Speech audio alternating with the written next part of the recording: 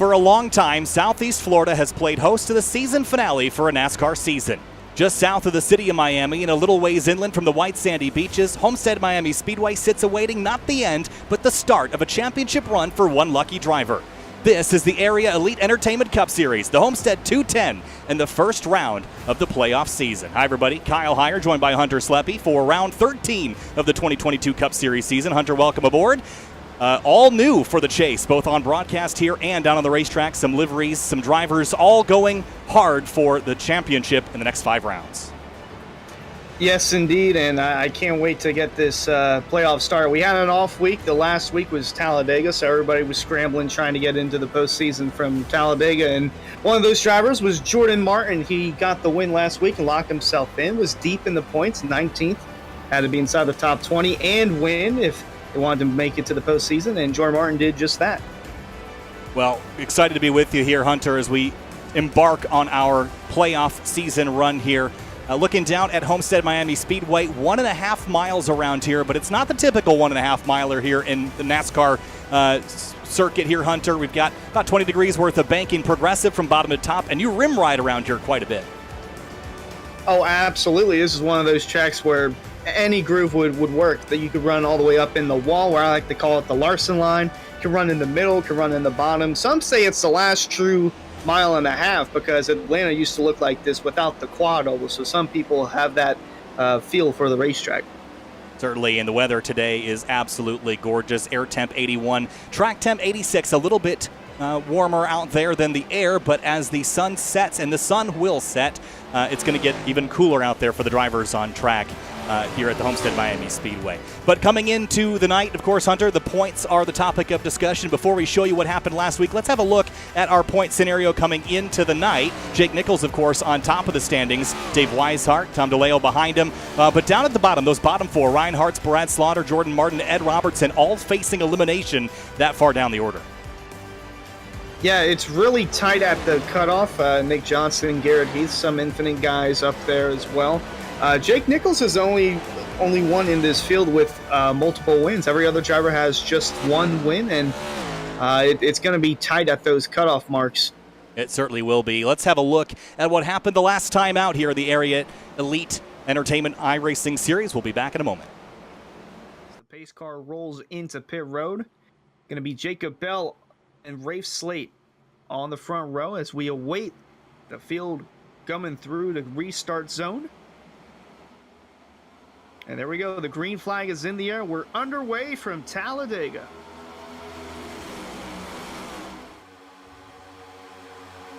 Ooh, quite the block there from Nick Johnston in the 28. We have an incident. Lap 18. Trying to see what the cause of the caution is. So first caution of tonight. Oh, we got a spin. Car was spinning back there. I think it was Nick Johnston. But we'll take a look at our one-to-go replay and look at what brought out the first caution. But something has happened as we've gone to the replay, and it started in the backpack right here. It's the 81, 91. Yeah, so this is coming down the backstretch, and the crash is going to happen in the back to bring out this caution. This is just guys slowing down. There's the block from Johnston there.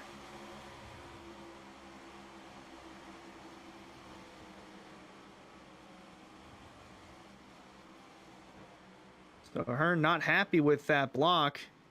And then just... Ow. Wow. Right into the back of the 28, into Dom DeLeo. That is... Gosh, I don't think that's going to go well with the admins. Oh, they're starting to get a little bobbed up here. Around. That's the 84. Oh, there they go. Contact. Big one. Cameron Hearn gets turned around, and around goes everybody else. Holy cow. You knew it was coming at some point after the 22 made in a grace. Gosh, that's got me squirrely in my words. It's a little 4-car pack there being led by Ryan Hartz with Tom DeLeo, Gary Lewis, and Jake Nichols. Oh, we got a spin. Johnson gets turned back in front of the pack. The caution's going to come out. Bad bump from the 55 of Caps. And that's what set off this third caution here on lap number 71. Here comes the 45 of Sci-Fi on the run. Oh, it goes slide into the wall. Back in front of the pack. Slaughter around as well. The big one has occurred at Talladega.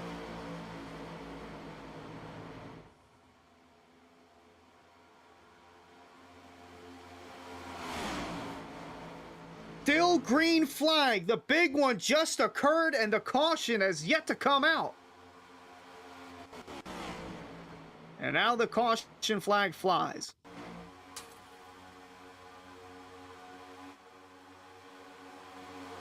Three wide for the 6th position, and here comes Jordan Martin out to the outside. Ryan Hartz and Jacob Bell going with him. As they come across the stripe, 2 laps to go from Talladega. Jordan Martin he entered the night's race 19th in the points standings. If he wins, he's locked into the playoffs. They come out of the tri-oval, white flag in the air, final time around Talladega, presented by Go Studios. Jacob Bell also needs a win to get in. He's going to the outside. Simon Fine up there as well. 3 of these guys need a win, and they're into the playoffs. white flags happen, so this is all the way to the end. In the back, all to the inside wall. Bell blocks. Jordan Martin still running the front. I think Jacob Bell is playing blockers so that the 11 has the chance to win this thing. They're wrecking in the back as well. They're continuing the wreck in the middle of 3 and 4. Coming off turn 4 for the final time. Jordan Martin with Ryan Hartz right behind him. Adam Capps in 3rd. No one's going to pull out and make a move. Jordan Martin's going to come out of the tri-oval and lock himself into the playoffs. Jordan Martin wins at Talladega. He entered the race 19th in the point standings, needing a win to lock himself into the playoffs, and he did just that. What a finish from Talladega. Jordan Martin wins the SimWrapMarket.com 250. Back live from Homestead at Miami Speedway for the Area Elite Entertainment Cup Series. Kyle Heyer joined by Hunter Sleppy as we trudge towards qualifying for our first round of the playoffs, round number 13 of the season, and having a look at practice times here. David Weishart in one of those playoff cars right at the top of the order. So is Jake Nichols. The playoff drivers lit up in that kind of fluorescent blue. The others with the very dark navy blue backgrounds. Those are the drivers that are not competing for the championship this season, Hunter, but they're still out there competing and still out there trying to get everything they can get. Oh, absolutely. Some of these guys are capable of winning races even though they're not locked into the postseason. Like Chris Scienfine's had a couple of chances this season. Connor Okrezik, although he hasn't made it to all the area events, he's always top 5 in speed whenever it comes to that. Yeah, there's Connor Okrezik in the number 14, the Simvection car, Ford Mustang. Last time out, no lap, but his best of 33.105. Garrett Heath in the 23 car, also on track, had an incident at the exit of turn number 2 and goes around backwards here. Let's have a look at how that happened. Coming down the front straightaway here and kind of all on his own entering turn 1. We talk about rim riding here, but this time Heath goes to the bottom, kind of hugs that white line and just gets loose right against that inside line. You're just got so much wheel in it there, then gets clobbered by the number 3 of Ryan Hartz. But even to the inside is tricky. You've got so much wheel in it, Hunter, that it's going to be hard to keep the car straight once it starts turning around sideways on you.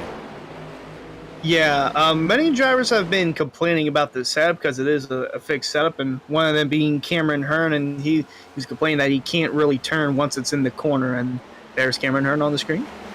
Cameron Hearn, the number 67.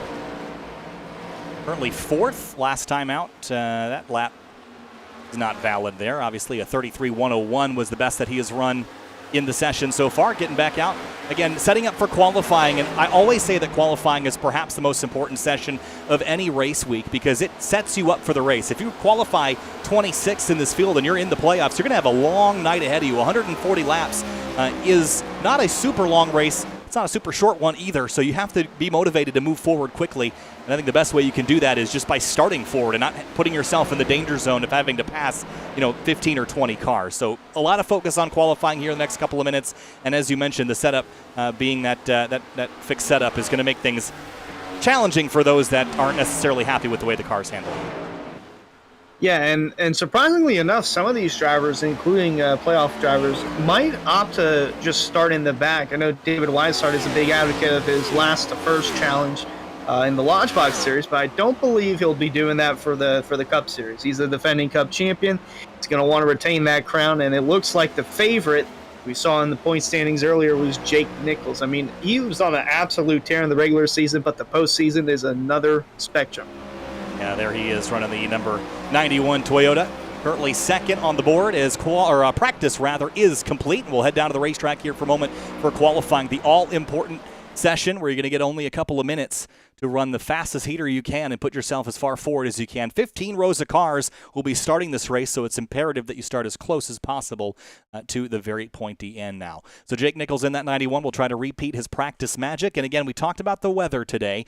As the sun continues to set here at Homestead Miami Speedway, I think that's going to make things a little easier for the drivers. You typically have more grip in the evening than you would in the daytime here, so you're not going to be fighting the track's conditions quite as much as you would be in a day race.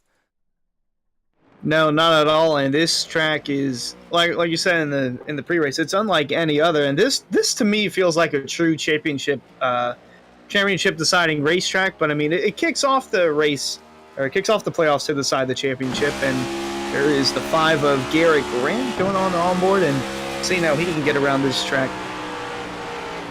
Right up against the outside wall. I think we'll see drivers experiment with different lanes tonight.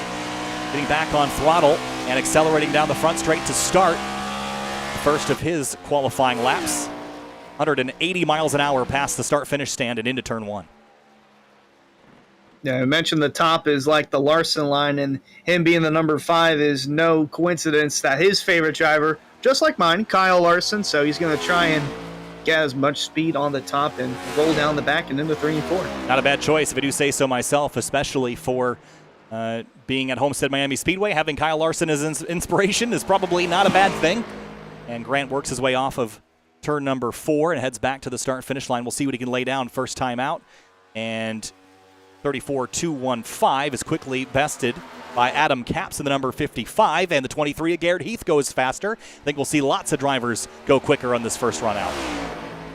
Absolutely. And Capps is just coming off a podium finish, 3rd place at Talladega for the most recent Elite Entertainment Cup Series race, and looking to carry that momentum in. Like I said, some playoff drivers really wanting the win, but those that are on the outside of the postseason, they're just wanting the win. So they'll go to whatever risk they can to try and nab a win from some of the playoff competitors. Yeah, and he's got a playoff competitor on his team, Ed Robertson, the number 64 for Elite Entertainment Gaming. Robertson was right behind Capps in qualifying. Now it drops down to 9th. Ryan Swan up ahead of him. Nicholas Johnston in the number 28 up to 3rd place as Garrett Grant goes faster on his second lap out. Goes straight to the top of the board. Garrett Heath second fastest in the 23. So Grant, Heath, Johnston, and Shane Wolf, the top 4. Adam Capps in 5th, and Gary Lewis, Perkins, Swan, Robertson, and Jake Nichols. But we haven't actually had 10 drivers. Now we do, as I think that was Culberson that just drove by. Laid down our 10th time of the day. Shane Wolf was the ARCA champion from season 1, and he just has not been having the luck to at least finish in some of these races. Been taken out really early and kind of dethroned him, but don't let that fool you because he's still got speed, and we can see it right now in qualifying, although he's on the top for the moment. Could this 67 of Cameron Hearn dethrone Shane Wolf for the pole? Yeah, and a little bit surprising perhaps to see the lack of playoff drivers in the top 10. Only 3 of them in the top 10, 3 of the 12. And the top 3 positions all held by non-playoff drivers. Brad Slaughter Jr. jumps up to 4th quick, just outside of that top 3 starting position I just mentioned. Forrest Smith goes 7th quick. And Tyler Nichols is on a lap himself right now out of turn 4. We'll see if he can go and jump up inside the top 10. Yeah, looking here, Ed Robertson, 12th and actually 13th. He's in our Twitch chat saying, well, looks like I got some work to do tonight. And, I mean, a little bit. It might be starting from deep in the field, but, it's a sprint, not a marathon. Or I think that's the other way around. I might have botched that, but the 64 of Ed Robertson got plenty of work to do tonight. Yeah, certainly. And again, when you're qualified 13th and half the field hasn't qualified yet, that's certainly concerning for a driver like Ed Robertson, who's got a championship to go win. But again, as you mentioned, or incorrectly or not, it is a marathon, not a sprint.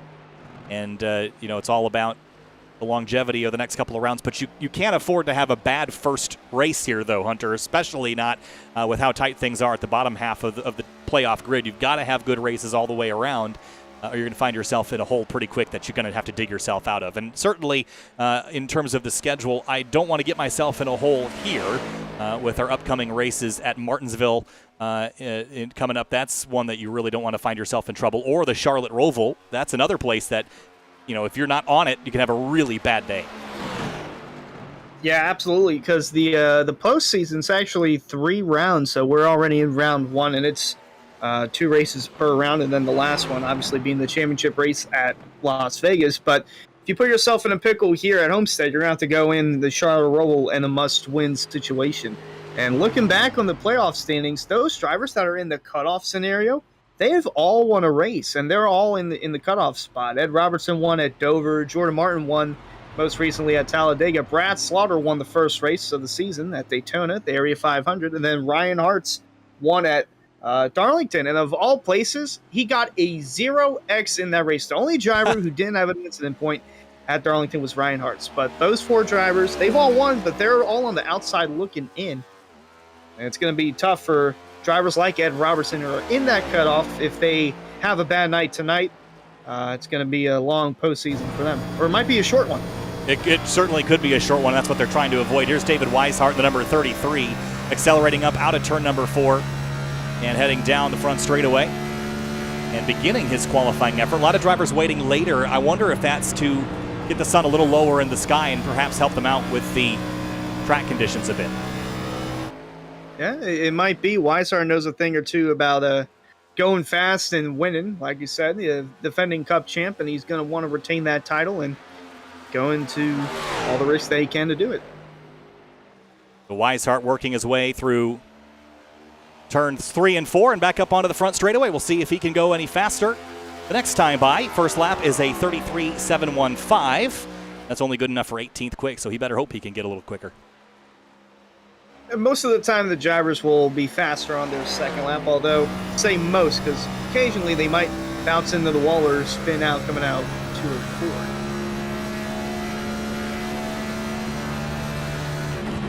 A lot of on-throttle time in these next-gen cars, but off-throttle mid-corner, and then very slowly squeezing in power again. Jake Nichols just jumped up to second quick in the number 91. Cameron Herngott went to pole prior to that, and a 33.104 puts David Weishart on pole, and David Weishart provisionally your front row pole starter here for the Homestead 210. Yeah, he drove it on the bottom. Kind of surprised that he got that pole lap from the bottom. Would have thought they'd stay on the outside. But nonetheless, he's on the pole for the moment, unless maybe Alan Ballacino can dethrone the playoff driver.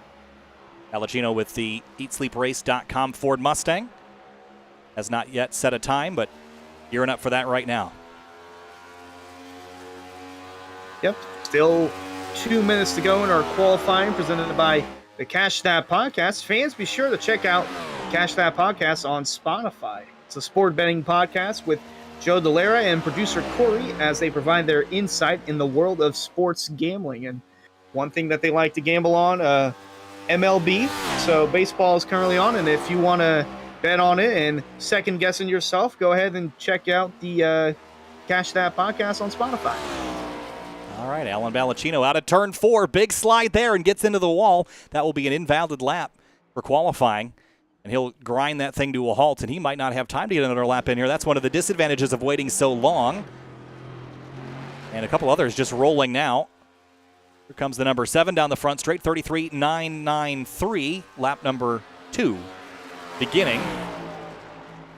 Have to help me out with some of these names as well here, Hunter, the first time through. That is James Scioli in the number 7. He's locked himself into the postseason for the Lodgebox Series.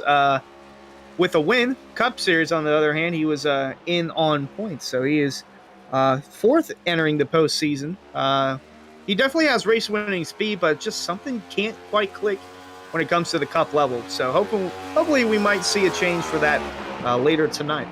Well, good qualifying effort on lap number 2 puts him 4th quick. Solid lap there. And this one as well. So far, all the names have been pretty much as I'd expect them to be. Seidenfaden? Seidenfaden. Okay, Seidenfaden. All right, that sounds way cooler. I'll give him that. Seidenfaden into turn 3. That is an epic name. In the number 45. And up onto the front straight. A little bit loose there at the exit of turn 4. Across the line. And a 33.507 puts him 17th quick. Balacino here jumps up to 4th, recovers after that incident we saw in turn 4, and he will roll off in 4th place. The last driver to set a lap time. 3 didn't. Jacob Bell, Drew Trader, and Matthew Robinson all did not set lap times here in this qualifying session. So qualifying complete. Weishart and Cameron Hearn on your front row. We'll roll through the entire starting grid here in just a second, right after pre-race ceremonies.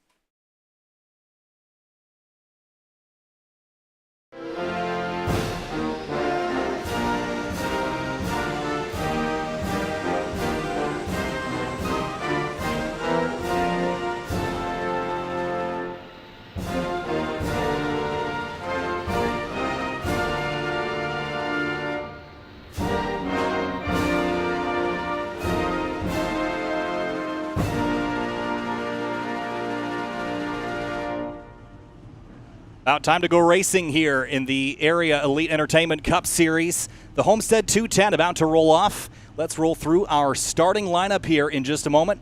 Kick things off with row number 1 in our grid. Dave Weishart in the number 33. Cameron Hearn in the 67 will start up alongside him in row number 1, Hunter.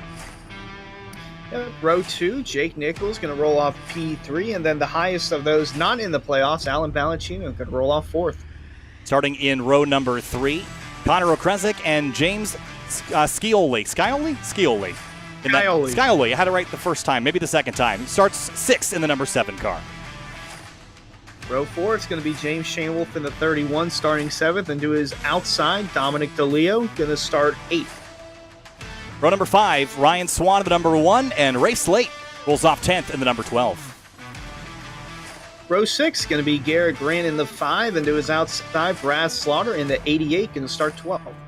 13th place, Garrett Heath in the number 23, and Nicholas Johnson in the number 28. He rolls off 14th on the outside of row 7. 15th, Ryan Hart's in the number 3, and on his outside, 16th, Tyler Nichols in the 79. Behind them, Jordan Martin in the number 11, and Chris Seidenfaden in the number 18th. Rolls off in the outside of row number 9. And then row 10, going to be Forrest Smith in the 84, 19th. And to his outside, Gary Lewis in the 69, 20th. Teammates of Transcendent in row 10. Row 11, Jay Perkins and Dwayne Culberson, JR 21st and 22nd, 11th row. They'll start alongside. Then row 12, Adam Capps is going to start 23rd, and Ed Robertson, 24th. Behind them in the final couple rows, Paul Irvin, Jacob Bell in the 48 and 77. And then the last row, Matthew Robinson and Drew Trader wrap up our 28-car field here at the Homestead Miami Speedway. The Homestead 210 about ready to get rolling here in just a moment. You're watching Sim TV and the Area Elite Entertainment Cup Series powered by Butt Kicker. Pace car rolling through turns 3 and 4. 140 laps this race, flag to flag. If it were to stay green, would be about an hour and 17 minutes. We'll see how long it takes us, see how clean it can be. Weishart and Hearn up front, kicking things off playoff style, going for the championship. It all starts here in southeastern Florida. Flagman holding the green flag, and we are racing at Homestead. Green flag.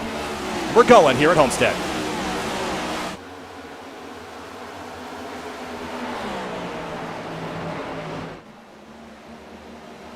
About the first 5 cars down on the bottom. Back, Connor Okrezik, Dom DeLeo, door-to-door for 6 as they roll down the back. Getting single filed out as quickly as they can. You don't want to be double file for too long on these opening laps. Get yourself in trouble really easily.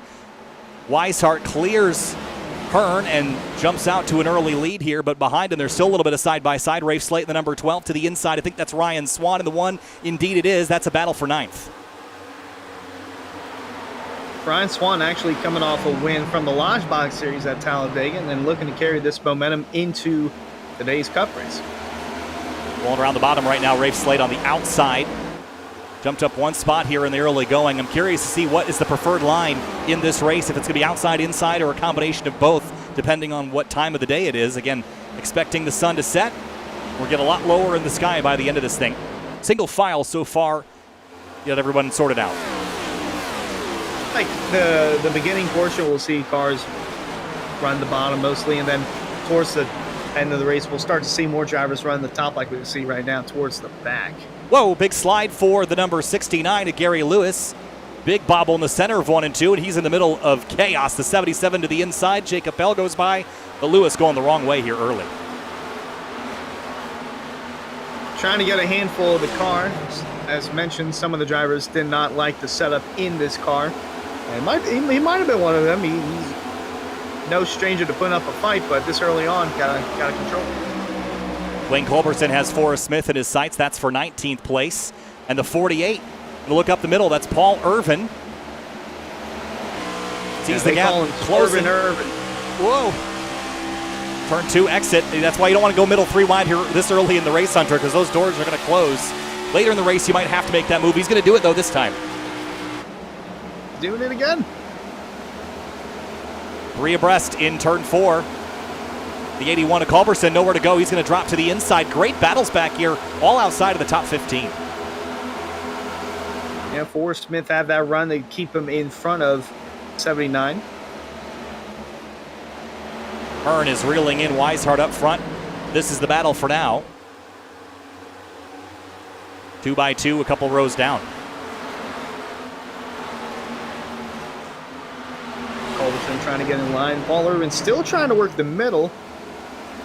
Might have it here for Tyler Nichols and might get tucked in line behind Forrest Smith. Yeah, I wonder if the middle is kind of no man's land. If you're on the bottom, you got that short way around. If you're on the top, you get the advantage of the momentum. But if you're in the middle, not convinced that that's the place to be, except for maybe that transitional point in the race when it's bottom to top. Everyone starts to move the other direction. Up the field a little bit, there's a battle going on. Scioli in the number 7 under fire from the 22. And Shane Wolf behind watching it real close and has the 12 over his bumper. That's Rafe Slate. Yep, some good battles going on between playoff drivers. James Scioli, Dom D'Elia, both drivers needing solid runs if they want to keep their championship hopes alive. Working lap number 7 of 140 here in clean and green so far. Down the back straightaway, though, David Weishart's been out front since the drop of the green flag. Hearn behind him, about 0.2 of a second, and he was chipping away at that lead for a moment, but he's fallen back to about 3 car lengths behind. Jake Nichols about the same distance back, so 1, 2, 3 all pretty evenly spaced right now.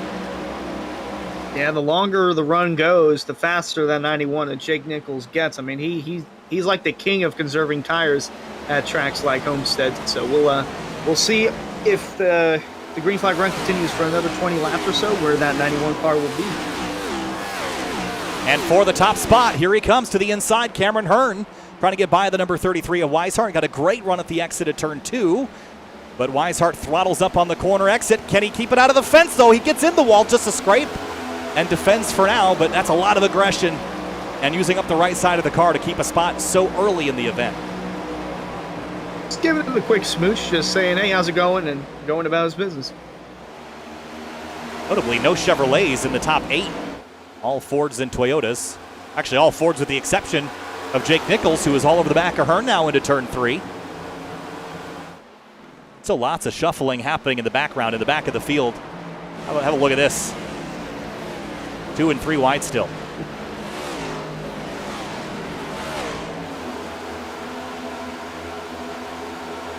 Some of the solar flare guys right in front of Jacob Bell. Dwayne Culberson and Tyler Nichols going at it door to door. There's Culberson. This is essentially, I was going to say, this is essentially Jacob Bell's home track, so you always want to put on a performance at your home track. Yeah, a couple of Floridians in the field. A home track event for a few. Down the backstretch, Culberson now under fire from the 79. And Bell right behind him, Jay Perkins, all in this battle. And for second place, Cameron Hearn and Jake Nichols continue to battle. This time, Nichols gets some overlap into turn 1, though. See that 67 try and roll the top to stay in front of the 91, but for the time being, it's going to be Jake Nichols clearing the door on Cameron Hearn for that second spot. He's got it, moved Jake Nichols into P2. And now focuses his efforts forward on catching the number 33 Ford Mustang out front.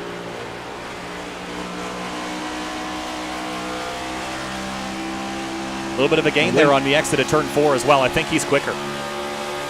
Nah, he's looking like he's quicker. See if he can try and roll the top. See if Cameron Hearn has anything to say about it. Here comes Balancino looking for the third spot. Again, highest of those not in the playoffs. He's just going for a win. And early on, he got a big bobble there coming out of turn 2, but nonetheless still has race-winning speed underneath that 70. Yeah, Nichols up a spot, Hearn down 2. Wonder if he burned up the tires here a little early. I know it's only 12 laps in, so might be too soon to know that, but he shot out of a cannon early in the race and is now dropping the wrong direction very quickly. He's got Connor Okrezik about 5 or 6 car lengths behind. The 14 car started this race in 5th. He has gone effectively nowhere. Yeah, it seems like Cameron Hearn, whenever he tried to roll the top, just couldn't quite get it down, and it's just going to stick to the bottom, but who knows? Well, we could see a battle for the lead right here if Nichols decides to pull out, or he might just stay on the top. Weishart drove it in really deep into turn 3, but he's going to pay for it on exit. Here comes Nichols now with a big run out of turn 4. Going to drop to the inside, battle for the lead here at Homestead, side by side. Weishart and Nichols on lap 13. Weishart trying to keep it up on the outside. They nearly make contact right there through 1 and 2, but the 91 of Jake Nichols takes the lead. Alan Balancino with a great run here as those two fought. Has a big run on the 33. What's he going to do with it? He might just sit on it for now. Weishart drives right to the bottom. Don't get too low on that white line. We saw that bite some people in practice.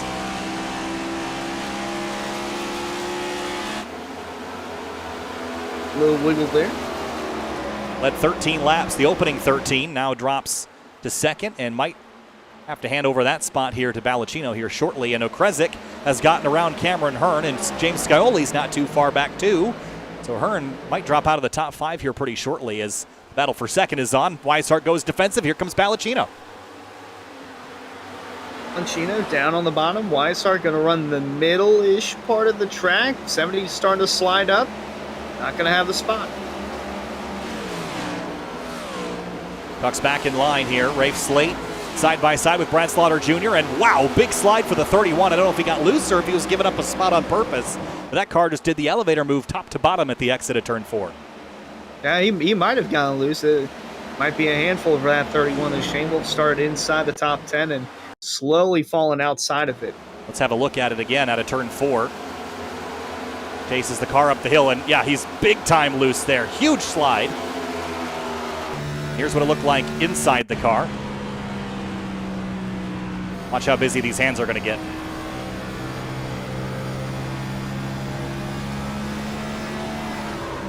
Wow. You saw the orange tape there on the steering wheel. That's so the driver knows that it's centered. And it was all the way to the right trying to avoid that car from spinning out. He kept it straight, and now we'll lose a spot here to the 23 of Garrett Heath, who started this race in 13th and now regains one of those positions. Brad Slaughter Jr. and Ryan Hart's going at it again, 88 versus 3. And just behind them, Nicholas Johnson in the 28, sizing up the 5 of Garrett Grant. Going to try and give the 12 of Rafe Slate a little momentum push, see where the 28 will go. Looks like he'll take it to the bottom of Slate. Turns into drag race here, Chevy versus Ford. On a straight piece of pavement in Florida, that can't be that rare of an occurrence, I'd guess. A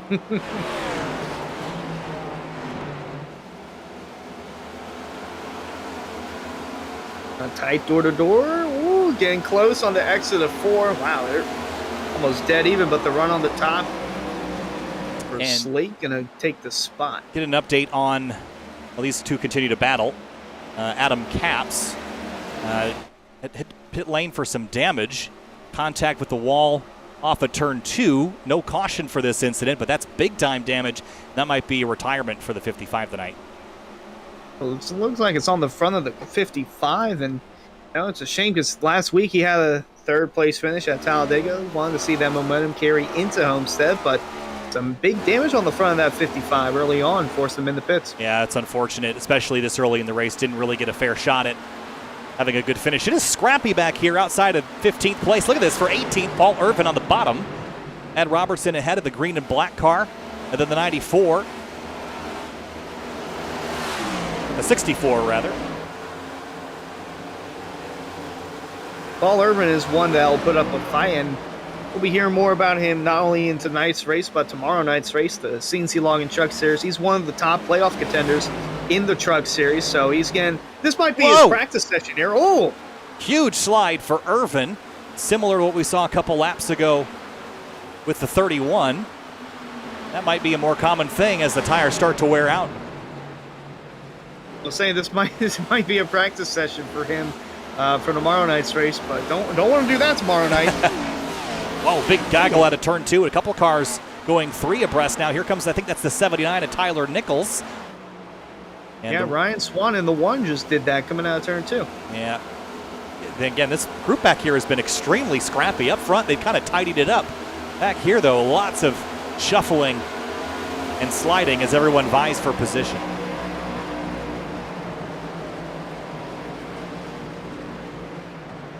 Wayne Culberson in the 81. Bit of a slow start for his race. Started 22nd, back 3 spots to 25th, and more bobbles, that 1 car loose out of turn 2. Yeah, it looks like that car is a handful for Ryan Swan at the moment. Going to get worse here with the 81 right in the left rear quarter panel in turns 3 and 4. And Alan Ballacino. Oh, he's really up the track. Woo. He really is. Alan Ballacino, by the way, has slipped and continues to slip down to 7th place. What is going on with the number 70? He was doing so well, and now it looks like that car is really struggling for grip. Seems like the longer the run goes, the slower the 70 gets. Might have used up those tires a little bit too soon. And you mentioned fall back to 7th. Just got passed by teammate and owner of Ezekiel's Motorsports, Dom DeLeo, going for that postseason title. And he actually won a couple races ago back in Nashville between him, Nick Johnston, and Garrett Grant. It was a really interesting finish at the very end. And Dom DeLeo watched the top 2 record in front of him, just scooted on by and grabbed the victory. But kind of like last season for Area in the ARCA series, slow in the beginning of the season, but towards the end he's like playoff ready, and we've been kind of seeing that from the 22 over the last few weeks. Yeah, DeLeo, again, one of the playoff competitors, and look how the cream is rising to the top here. The blue has become a lot more common up there at the top of the order than it has been leading up to this point. Rafe Slate is in the wall, trouble, turn 3, I think. Yes, Rafe Slate in the wall hard, and he's going to pull down the racetrack and hit pit lane. No caution, we stay green. And Forrest Smith also with some problems. Back a little further to catch how this started. He was in the wall in the back straightaway. Huh. To go a little further back. Yeah, here's a look. This is the middle of turn 2. And tracks up, just gets loose and just hits the, corrects into the outside wall, slams into the outside wall. And then, assuming he doesn't have a lot of steering left, gets hit by, I think that was Forrest Smith that, who was that car that hit him? No, it wasn't Forrest Smith. Might have been Ed Robertson. And Slate, big time damage. Forrest Smith also had an issue. Let's go back and see if he had a similar thing. Looks like it.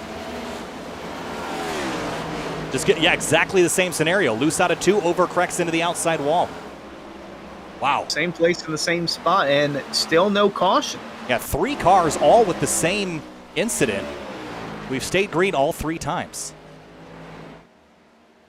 But out front, Jake Nichols making this look easy. He has stretched his legs 2 seconds clear. And now this time through, he's going to lead the most laps of the race so far. Critical points to have at this stage, Hunter, but there's a long way left to go. Oh yeah, there's still over 100 laps left. But for Jake Nichols, this is like a evening Sunday car ride, if you will. Just cruising. Out front, just continuing to lead Connor Okresic, a non-playoff competitor.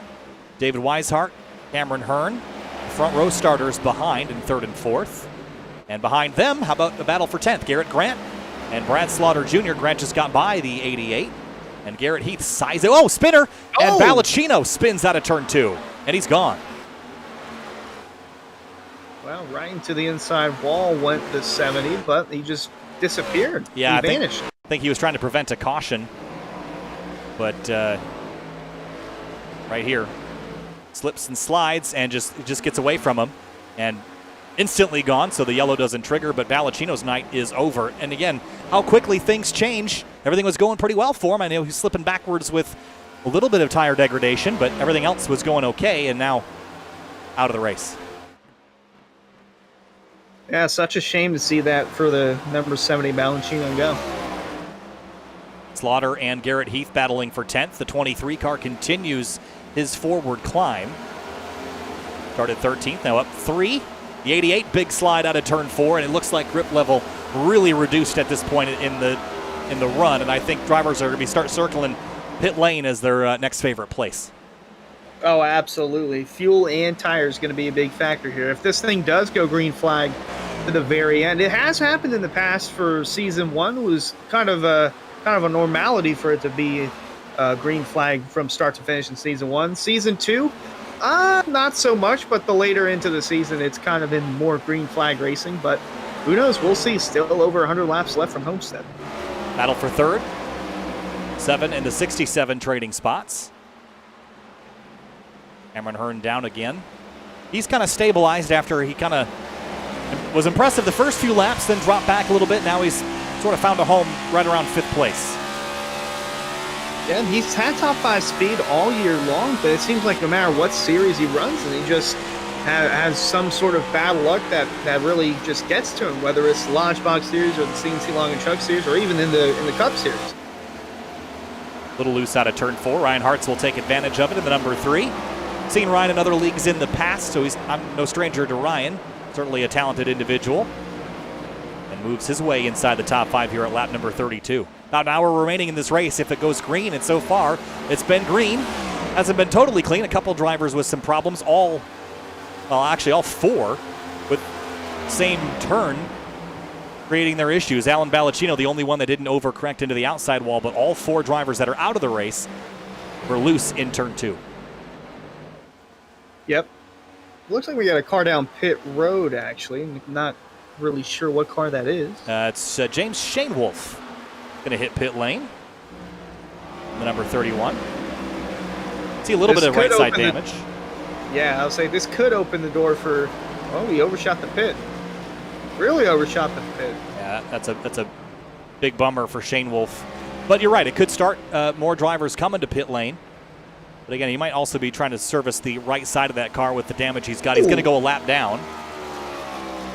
Jake Nichols with a big wiggle coming out of turn 4. Probably just giving him something to give himself something to do. Yeah, he's almost 4 seconds clear of the field. Now, because this is my first time out here, Hunter, is this a performance we can expect more of from Jake Nichols? Yeah, I would say so. I mean, he's won 5 of the 12 races that we've had for the Cup Series, but you know, half of them haven't gone his way. And I mean, I know we went to Talladega where it's sort of equal for everyone else, but you know, he's been up front. There's a replay of one car getting into the outside wall in 3 and 4. Drew Trader that got up into the outside wall and just kind of heads in here a little bit too hot. He kind of jumps the proverbial cushion. I know we're not dirt racing, but a similar scenario there. Gets beyond the marbles. It just scrapes it. He should be able to get away with that, but certainly not going to help him out. And look at this battle out of turn 4. Ryan Swan and Gary Lewis. These two fighting for position. Shanewolf has now gone 3 laps down. He has not left the pit box, which is a big concern. Might be either taking a long time to service that car, or he might call it a night. Some drivers, they leave it in their pit box and then they just never really leave the session. Yeah, Shanewolf is now 4 laps down. I think that'll be a retirement. That's a real shame. Add that to the list. 5 drivers now out before lap number 40, before the first pit stop, which is unfortunate, but that's how it goes here at Homestead when you're running that rim on a low grip tire and the sun is setting and the conditions are changing. It can be hard to chase. Look at this battle. Weishart and Hartz trading spots. This is for 3rd on the back straight. Yeah, I was just going to say, Ryan Hartz, I've known him from the Xbox days. He would dominate in almost every race I'd run in. The only chance I had at him is if I saved fuel from the jump of the green flag. That's literally the only chance I could win, but no stranger to Ryan Hartz. He's been fast, whether it's Xbox or on iRacing, and he's doing just that. The 3 car up to 3rd. Scioli in the number 7, chasing Weishart and Hartz. And just behind him or beside him, you can see the 22. Look at the sunset in the background. The 22 chasing him, Dominic DeLeo. Ford versus Ford here for 5th.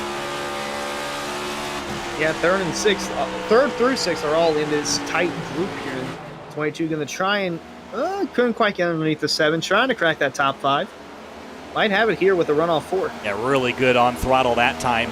Will drag race the 22, or the 7 rather, into turn 1.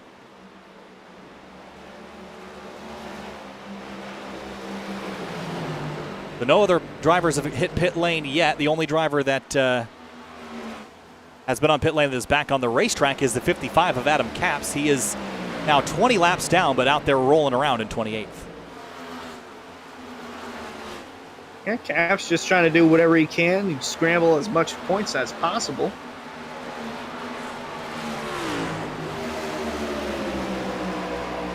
So again, up front, Jake Nichols, Connor Okrezik, Ryan Hartz, Dominic DeLeo, David Weishart are your top 5. And anticipating that first wave of pit stops, Weishart closes up to the quarter panel of the 22. He wants that spot back, but he's not going to get it. The 22 clears him off of turn 2. Yeah, he lost it that last time by and trying to gather it back and got his car right behind him. James Skylerly, part of David Weishart Racing. Tyler Nichols and Jordan Martin, 13th place. This 79, I think I saw a little bit farther back in the field. Well, 16th place. And up to 13th. Jordan Martin, 17th to 14th, so +3 for both of them.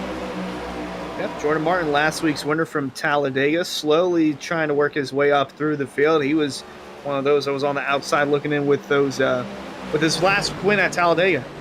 Well, and sometimes when you're outside looking in, that makes this whole playoffs process a little bit more enjoyable because there's not as much stress as if you'd had a season, that's championship worthy. If you just kind of just make it in with a last-minute win, there's no false hopes about things. We've got a spinner and crash out of turn 4. Wow. On crash pit lane. On the pit road. David Weishart at the center of it all. We stay green.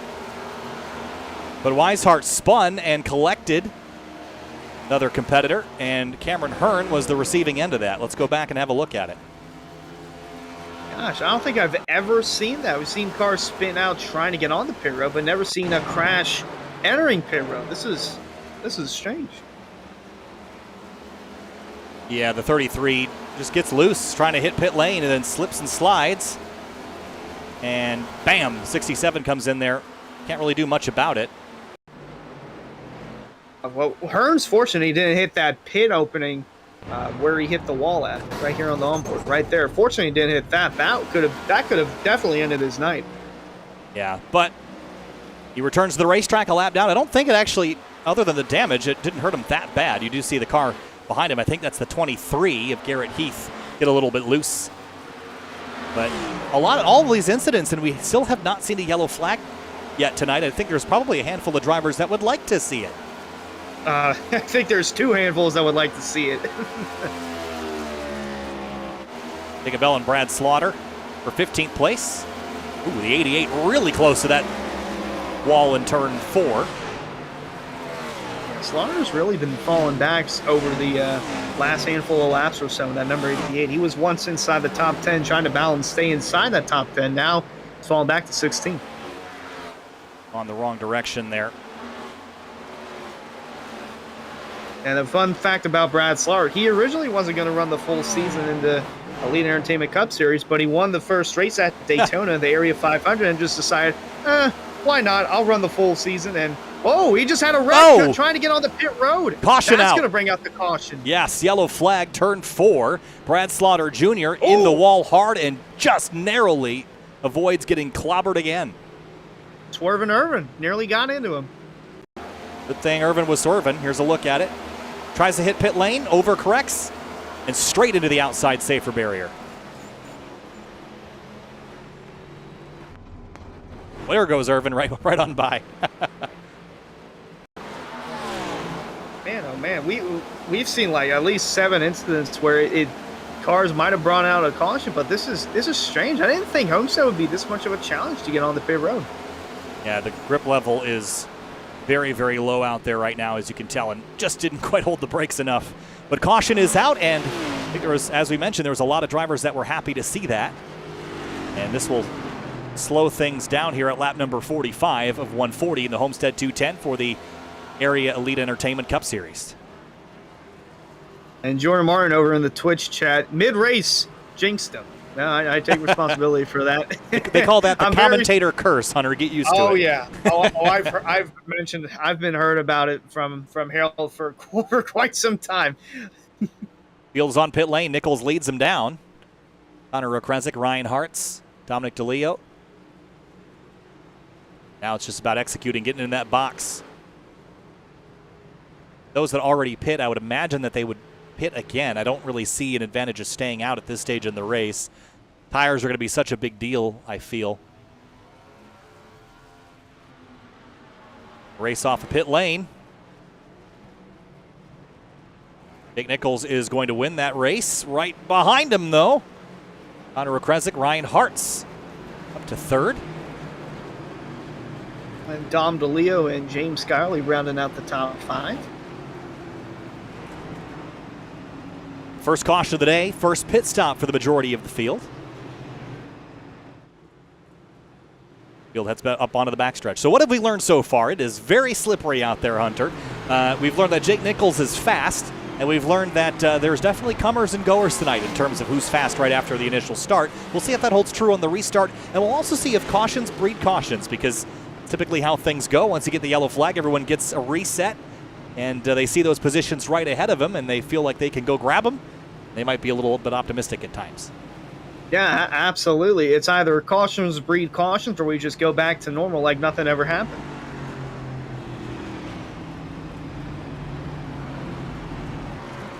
Connor Okresic in the 14 runs in second place right now. He started in 5th. Consistently move forward in the SimVector car. Ryan Hartz 15th to 3rd. That's one of the biggest movers we've seen, at least in the top 5 here today. And speaking of our... There we go. Oh, sorry, just got that back. Some reason AirPods were connected to my laptop and not my headset. I don't know why. That won't do you any good, unfortunately. But I was just saying, Ryan Hartz from 15th up to 3rd. A pretty good climb, and going back to qualifying, how I said it was so important that you get that right. If you can climb through the field and get your way up to the top 5, top 3, top 1 without running into anybody or getting run into by anybody, that's a pretty good night. Not the case for everybody, those that had some poor qualifying runs. But it can go the other way. David Weishart started first. He's running 23rd, a lap down now because of that incident and spin and crash he had on the way to pit lane. Yeah, rough go for the pole sitter, but fortunately he was plus 20 above the cutoff. Might be a little different here if things continue to go this way for the 33, but still too early. We look at our point standings right there. Jake Nichols, plus 50, and just absolutely a lot of bonus points there to go into the postseason, plus 30 over Weishart.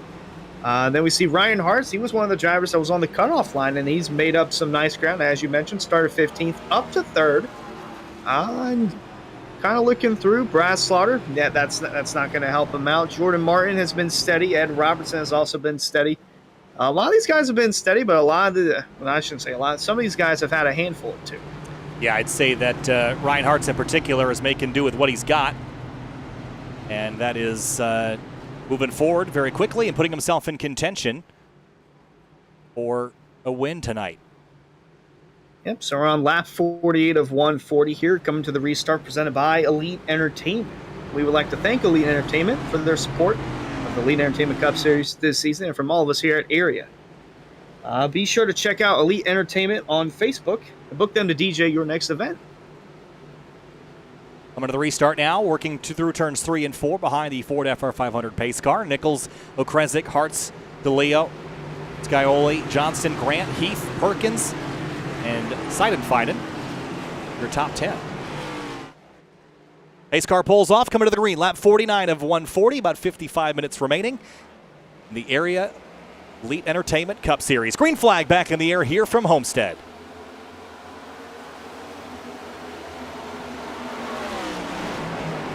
Good jump there from the 91 of Nichols. Ryan Hartz trying to take over second, giving Okresic a run for his money as they work off turn 2 and down the back once more.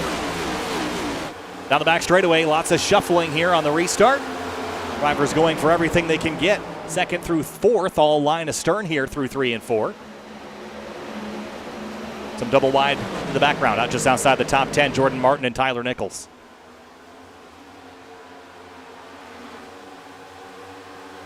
Both on the cusp of that top 10, but trying to get around each other first.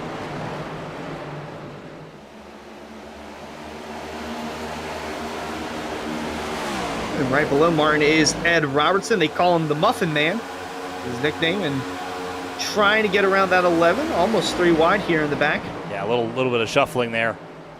And it looked like that was Matthew Robinson, by the way. The 94 on the side of the car, 34 on the timing and scoring. That was my confusion from earlier. This was the car that narrowly missed, or actually got involved with. I think that was Rafe Slate's crash back earlier in the race, about 26 laps ago.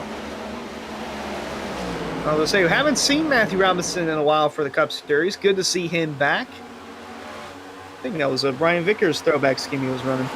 Yeah, running in 19th after starting 27th, so a good climb forward, and indeed, I think you're onto something there.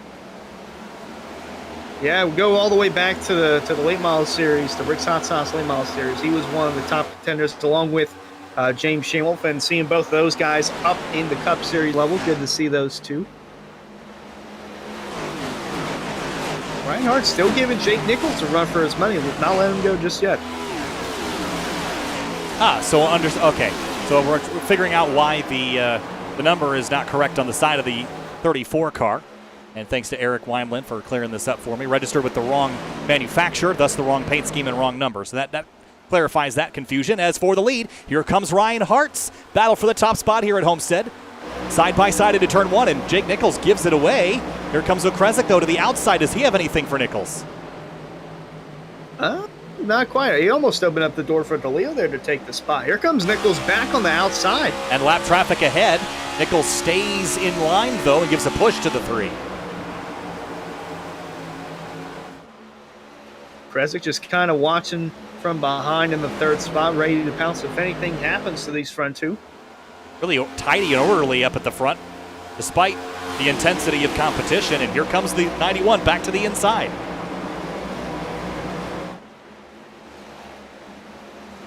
And clears Looks like Ryan Hartz will let the 91 go in line. No contest there. Might open up the door for Okrezik. Yeah, these two have traded spots back and forth. And Okrezik, smelling blood in the water, drops to the inside.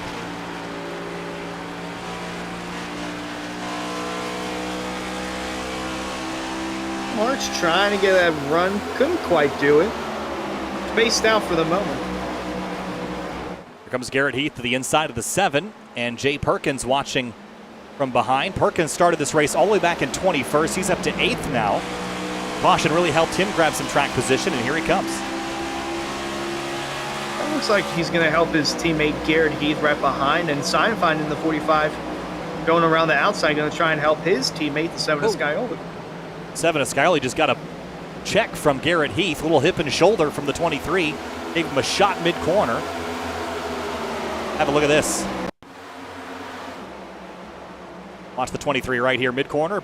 Oh, maybe not quite contact. Got really close, though. Got very close.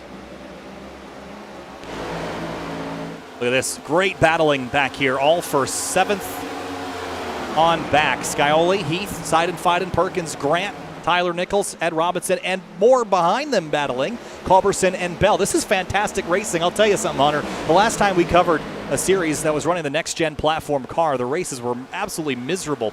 This car has really come alive, and with this series and these drivers, it has really been entertaining tonight. We're not even halfway through. It's like it's all one big conga line over here from 1st through 10th or so on back.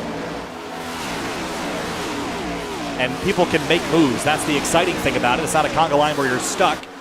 Play the right moves, move the chess pieces into the right squares, and you're in a good spot to make a pass. Nichols, Hartz, and Okrezik on top of each other. DeLeo behind, Johnston, and Scioli. Ryan Arch trying to get close enough to make a move underneath that 91. Going to stay tucked in for the moment, but has been getting closer and closer to the bumper of Jake Nichols. Ooh, big slide up the racetrack for the 45 car. Seidenfeiden, I think he gathered that back up. Indeed, he did. Scioli out of line to the bottom of Nicholas Johnson in turn 3. Got 3 Infinite cars up there inside the top 10. Nick Johnston, Garrett Heath, and Jay Perkins.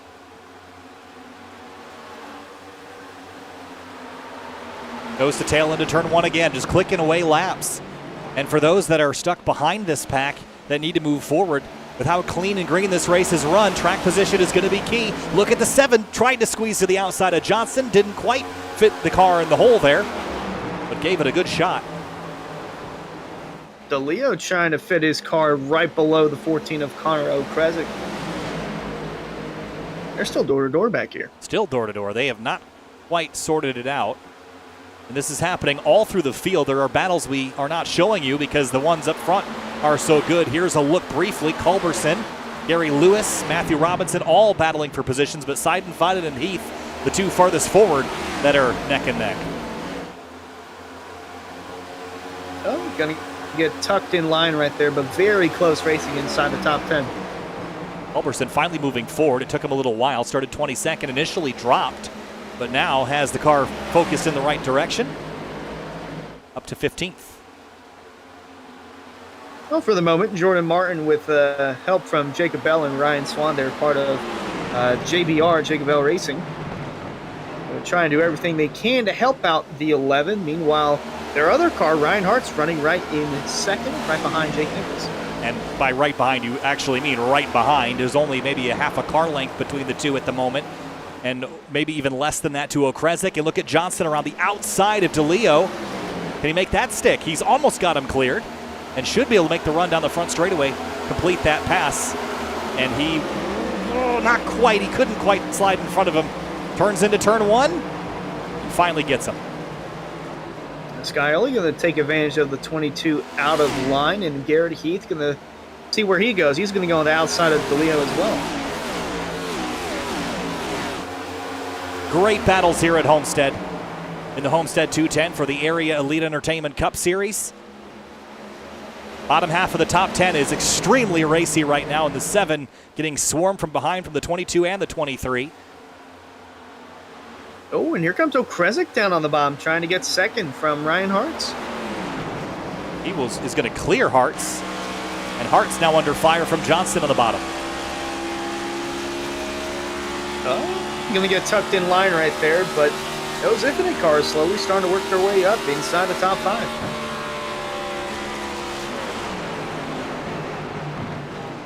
I wonder how much longer we can run in these tidy lines, though. You have to expect that as the tires begin to wear, that you'd lose the ability to just place the car wherever you want it. 18 laps since the last pit stop for this group. Oh, that was close there. Dom DeLeo underneath Garrett Heath. He's trying to work himself back inside the top 5. 2 Fords muscling by each other here, side by side down the back straight. And into turn 3 again. DeLeo on the bottom, Heath on the outside. Going to try and slide in front of that 23. Doesn't have quite the run to do so. Oh, he's going to try. He clears him. Back. Wow, that was aggressive. Oh, Simon finally got loose in the back right there. Had a big slide coming out of turn 4. Here's a look at it. Oh, wow. Down a couple of lanes trying to gather that one up. Feels like deja vu because we saw that earlier from James Shainwolf in the 31. Yeah, I've seen that a lot tonight. I'm actually surprised we haven't had more drivers succumb to it. They've been doing a great job not overcorrecting. At least out of 4, turn 2 has been the trouble spot in regards to car control. But again, the challenging conditions. The weather started out pretty pleasant, and it hasn't really changed all that much. 1 degree of track temperature drop, you're not going to be able to feel that. Yeah, not at all. And oddly enough, from last season in the playoffs, it seemed like the trouble spot, no matter what track we went to for a solid 3 or 4 weeks, was always turn 2. So I feel like it might be happening again for season 2. James Shainwolf just had a big moment at the exit of turn 2. Watch this. It's following the 1. It's a little high and whoop, wiggles and wobbles. Could have been a lot worse. Oh, it definitely could have been a lot worse. Ryan Swan, Dwayne Culberson, Paul Irvin, who narrowly missed that crash earlier. The Matthew Robinson's on the apron. And a big slide from the 31 as he tries to gather it up. Shainwolf finally keeps the car straight.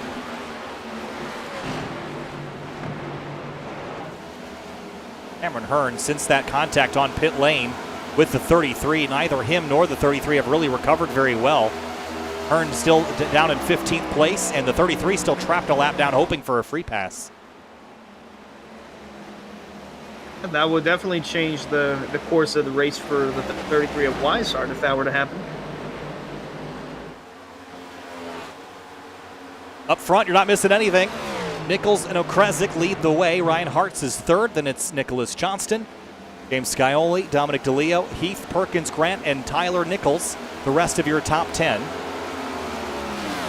And working our way towards the halfway point here in just a couple laps. Yeah, close to our top 10 rundown from Swift Lifestyles. Do it at every halfway portion, whether it's green or caution. I think 2 weeks back at Nashville, it was a rotating door because 8th position changed because they was in the middle of green flag pit stops. I don't think we'll be seeing that here. Must have done like 15 or so drivers in that top 10 rundown. Yeah, that would be very confusing to say the least. Trying to chase all that while it's actively changing. Jake Nichols out front. He has been the dominant car of the day. Of the 70 laps that we have run, he has led 55 of them. 13 others led by the 33. Ryan Hartz has one. Yes, he does. Ryan Hartz over there in the 3rd spot. As we get to our top 10 rundown presented by Swift Lifestyles. Fans, be sure to visit our sponsor, Swift Lifestyles, for clean supplements that help improve your focus in gaming. You can use the discount code AREA iRacing, AREA iRacing, for 15% off your entire order.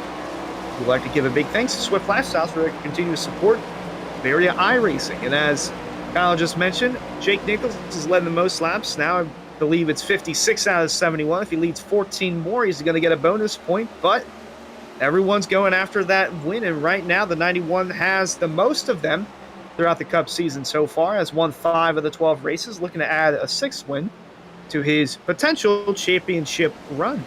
Right behind him, Connor Okrezik in 2nd, the highest of those not in the postseason. All these guys are going for just wins, and that 14 car might have something for Jake Nichols here as we get down to the wire, and Ryan Hartz running in 3rd. He's led a lap earlier tonight. It was on the cutoff. He was below the cutoff line. Had a win earlier from Darlington, but didn't have enough bonus points to lock himself into the top 8. But with the run that he's having tonight, I think he might have a solid points gain. Oh, Caution. The caution's come out. Caution, and it's for James Shanewoolf in the 31.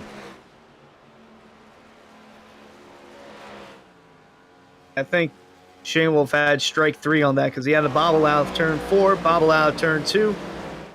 I think 3rd strike, and he's out. Yeah, here's a look at it again. He was already loose in the beginning of the corner, and he's just chasing it, and it just snaps. Nothing much else he could do. He's had a handful from that 31 car all night long, and I think it's just finally let go there.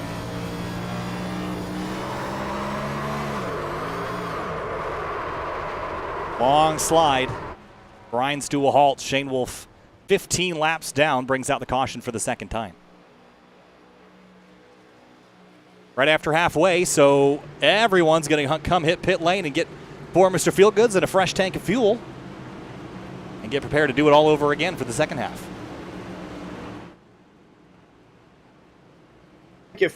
There's the potential for a late race caution. If we do get that, would drivers tend to stay out, or would they come in and try and switch it up? Maybe get 2 tires here. If, say there was a 15 or 10 lap stint to the finish.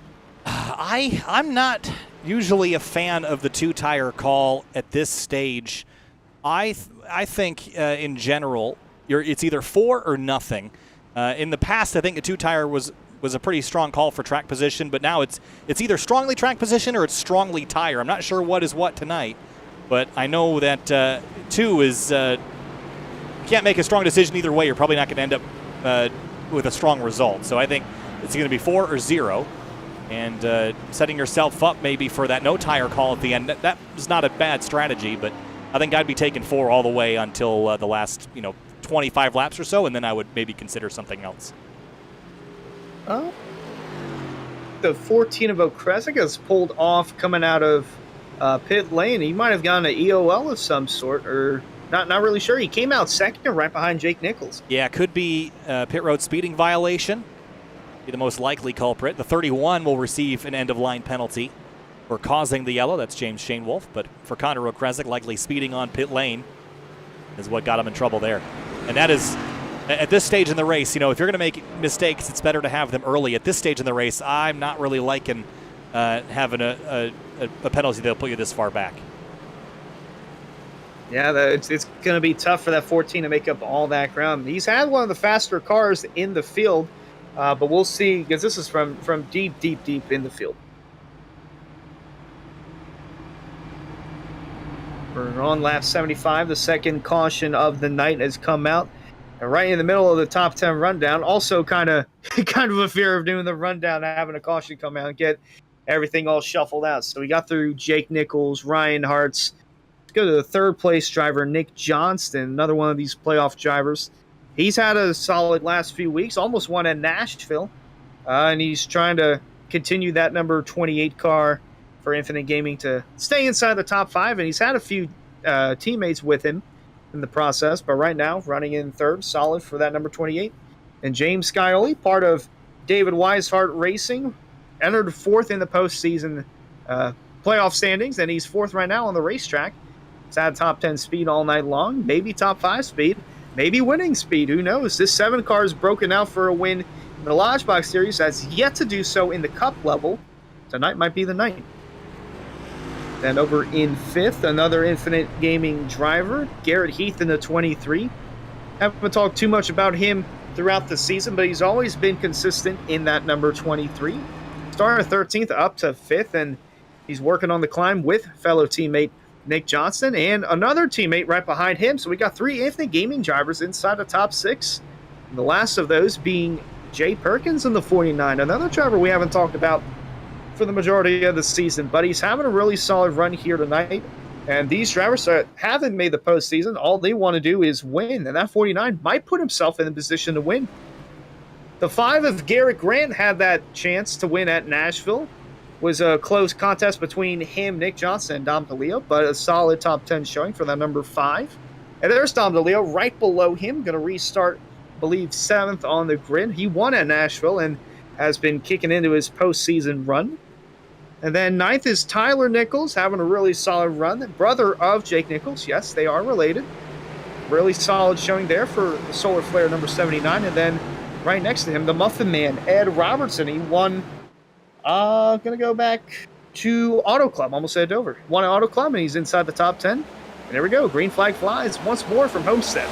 Lap 77 of 140 back underway here from the Homestead Miami Speedway. Nichols fires off from the outside lane. Johnson and Hartz battle for second behind him. Then Garrett Heath, James Scioli. Look at this battle side by side off of turn 2. Down the backstretch. Arch trying to get the run to stay in second. Nick Johnston going to have some help from behind with Garrett Heath. And a little further back for that 5th spot. Scioli on the outside, Jay Perkins on the inside. As I mentioned, those Infinite cars are coming towards the front. To the bottom, Hartz under fire from Johnston now in the 28. Heath, Scioli, Perkins, DeLeo, Grant, Ed Robertson, Jacob Bell has cracked the top 10 now in the 77 car. Ooh, close there between Garrett Heath and Ryan Hartz. Really close out of turn 4. That was almost touching. Hart's going to hold his spot.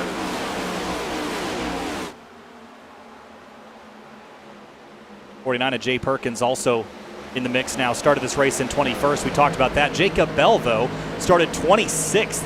Third to last on the grid. He's up to 10th now, finally cracking the top 10. As for the lead, here comes Johnston past Jake Nichols. Might complete the pass, and he will. Nick Johnston to the lead here at Homestead. This would be quite the turnaround if he were to pull off this victory. And it could set him up for possibly a championship run at Las Vegas if he's able to do that. Coming up on 60 laps to go next time by. And Johnston takes the lead away. Nichols, Hartz, Heath, Scioli. Jay Perkins is alongside the 7. They drag race down the backstretch. There's a car in the fence in the background. Didn't get a number on it. Might have been Drew Trader in the 25. Yes, it was.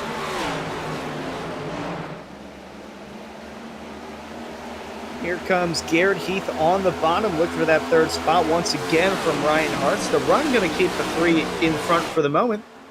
See what happens in 1 and 2. 91. I want to say he's struggling at all, but certainly doesn't have the initial pace that he had on the previous restart. Ooh! Look at the mess behind him. Behind the 5 of Garrett Grant, it is all sorts of chaotic. Jacob Bell to the bottom, Matthew Robinson, Ed Robertson.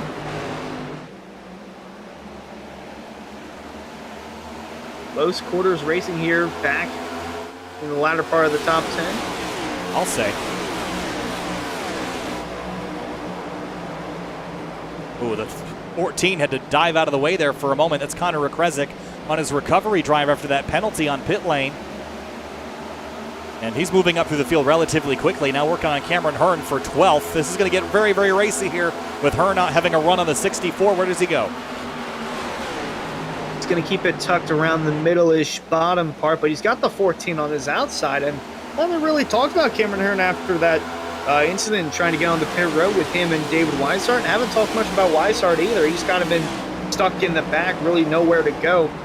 That 14 car still showing the speed he had from the first half of the race, trying to work from the back to the front. Yeah, he's going to burn some of it up, though, moving his way back forward. I'd have to imagine Cameron Hearn now trying to hold him back. The one of Ryan Swan right in the mix as well.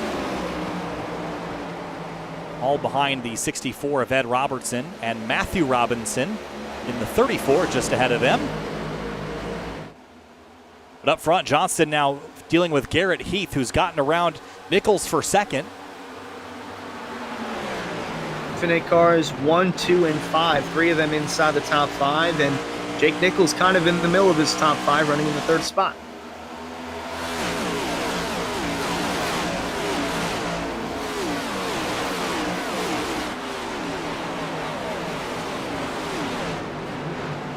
Line of stern now through 3 and 4.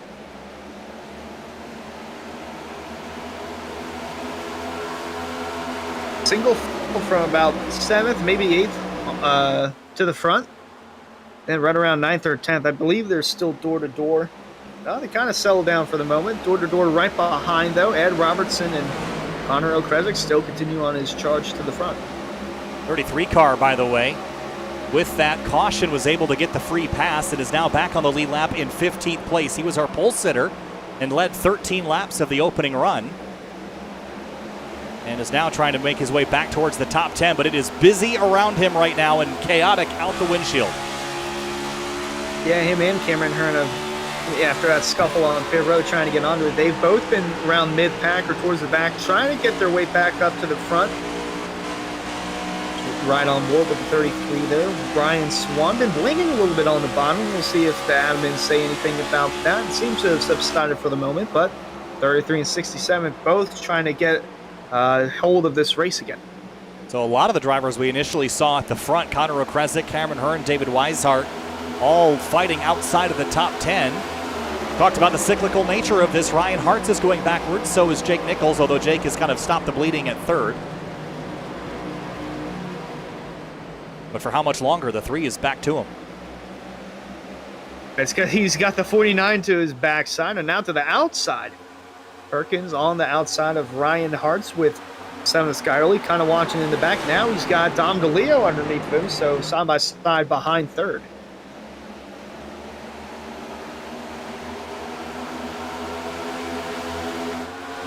Perkins going to have to run off the corner over Ryan Hartz. We'll see if it carries him into the 4th spot, clear of the 3 in turn 1 and 2. Johnston out front, though, hasn't really stretched the gap like we saw Nichols do in the past. It's still less than 0.2 of a second. Garrett Heath is right behind him. And Nichols is still there. So we're not saying the dominant sprint away that Nichols had when he was in fully clean air. If you can keep the 91 out of it, he might not be able to get back to it as easily as he drives away. Yeah, it might be a reality check for some of these guys, especially like, say you're Jake Nichols and you've been running up front for the majority of the race, kind of haven't had a feeling of what dirty air is like. So I feel like once he gets accustomed to that, he'll be slowly working his way back up to the front. We're 3 wide here. O'Kresick, Hearn, and Weishart. Oh, that's not going to work very well. 3 wide on the backstretch. 11th, 12th, and 13th place. Weishart going to wisely back out. And watch this battle ahead of him. 2 by 2. A little bit of a slip there for the 67.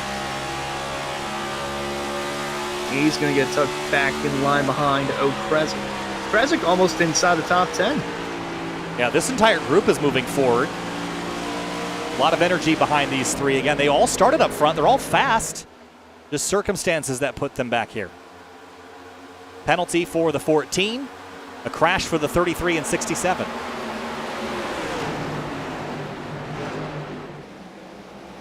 Really close right there. Robinson on the bottom. Jacob Bell trying to hold his own. He's going to get a little push here from the 14. Into turn 1, the 77, the 34, the 14. O'Kresick going to go up the racetrack. That's going to open the door for Hearn to tuck down to the inside, and the 33 will do it as well. That was really dicey stuff, and they're still fanning out 3 abreast. Yeah, Robinson had a big wiggle right in front of these guys, and he's slowly dropping towards the back, trying to get out of the way, prevent that from happening any further.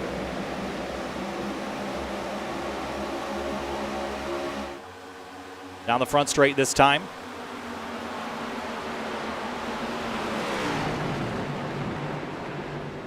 '64 of Robertson on the outside now, and look how close the 67 is to O'Kresick. Right, quarter panel trying to get a little bit of side draft.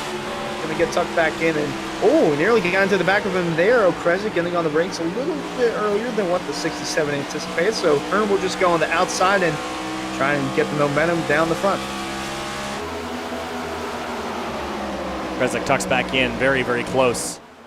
Didn't leave more than a couple inches between himself and the 67. Hearn just drove it in. So did the 33 of Weishart, who sails up the racetrack. Robertson cuts under and grabs a spot, or tries to grab a spot back from him, and slips. So Ed Robertson, big slide there coming out of turn 2. They'll pull it back up on the racetrack, but that was very close to crashed. Dominic DeLeo and Jay Perkins and the 7 of James Scioli. This is a battle now for 5th place. Boy with the 7, riding behind the 22, might try to work that middle. And get tucked back in there as he's rolling through 160 miles an hour coming down the back.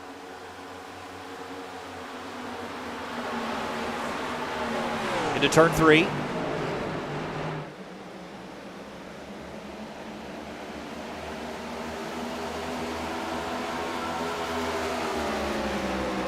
So it looks like Jake Nichols got around the 23 of Garrett Heath and now has his eyes set on the number 28 of Nick Johnston. Yeah, he's kind of having a little bit of a resurgence here at the middle part of this run now that he's, didn't shoot out of the cannon like we've seen the previous rounds. You wonder how much clean air has to do with that, but now that he's got some focus ahead and maybe the tires are wearing in his favor, he's able to focus more on his line and maybe less on the aero effects, and can start to run down that 28 car. Last time by, he was a hair quicker, about 200ths quicker. That time was almost a full 10th faster than the 28.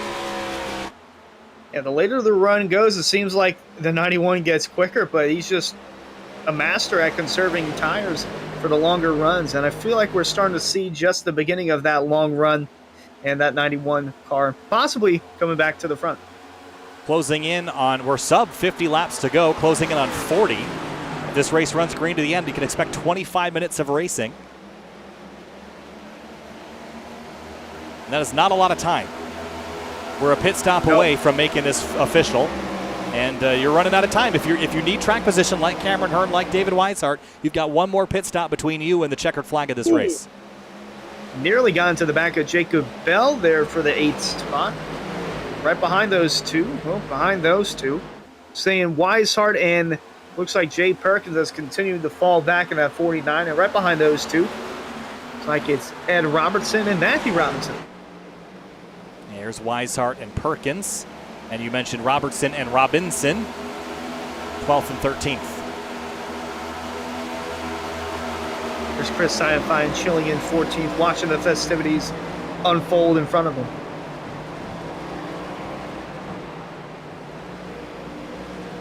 Look at the great run that the 64 got on the bottom that time through. Might not be enough to clear. It will not be. That outside line just gives you so much momentum on the straightaway.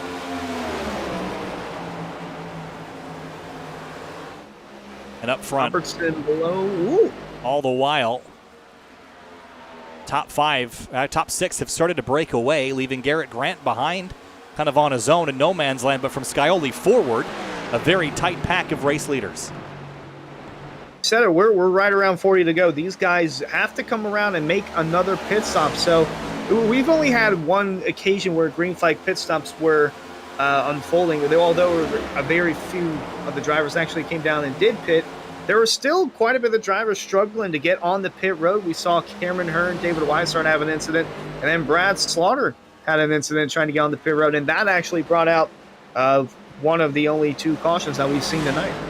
Yeah, I think that's a big concern always, that any 1.5 mile oval is the struggle of getting onto pit lane. Some tracks it's easier than others. This is not a particularly easy one because you're not utilizing that access road in the entrance to turn 3. Because of that, you're pulling the car down onto the banking, kind of unsticking the aero. Remember how much aero these cars generate from the under tray, the floor of the car, the diffuser and all the aero tunnels and the splitter. All that stuff contributes to the car making downforce. The second you unstick it over that seam between the apron and the racetrack, you're putting yourself in a big position to spin out. You also don't have nearly as much spoiler as you've had on these cars in the past couple of years. So a lot of the aero grip goes away, relying all on mechanical as the 22 sails it in on the 23 of Garrett Heath. And this is extremely tight for third place. And speaking of third, Ryan Hart's in the 3 car, watching this unfold. He's going to back off from the 22. Wait to make a move, possibly down the front stretch. And Nichols is just sizing up Johnson, licking his lips here. Under 40 laps to go, and he's a little bit quicker every single lap, just a couple hundredths, a tenth here and there, a half a tenth. But Johnston on the bottom, and this is interesting. Again, we've seen multiple groups kind of be a story tonight. Finding speed on the bottom, but making passes up top. Top 7 all in the picture, but the top 6 all in the playoffs, trying to get that coveted win that'll lock them into the next round. These 2 in the playoffs trying to get back inside the top 10, and they have done just that. Cameron Hearn and David Weishart both going around. Jacob Bell on the bottom. Bell falls back to 10th, Weishart up to 9th, and Hearn up to 8th. Oh, trouble, almost. DeLeo and Heath making a little bit of contact there. Little hip and shoulder through 1 and 2. Here's a look at it again. 22 pushes up the racetrack just a touch.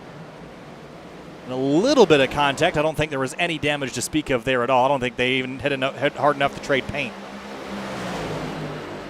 It's a little tap.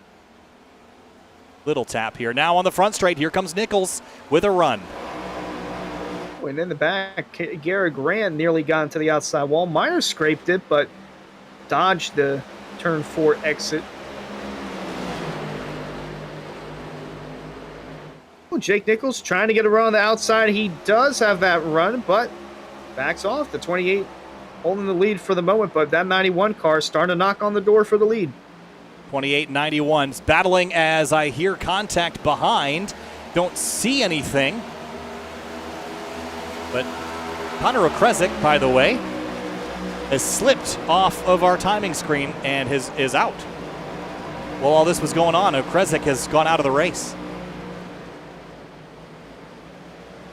Quietly. Don't know if that might have had anything to do with the 14 of Okresic, the contact. He's been off track for about 9 laps, though, so it was a long time ago. He just kind of quietly slid into the darkness there and off the timing screen. Here comes Jake Nichols trying to get a run on the bottom. Oh, Johnson leaving that door open for the 91. For the lead here in the Homestead 210. Door to door, Johnson and Nichols trading paint here at Homestead. Nichols edges ahead, but Johnson is going to have the run.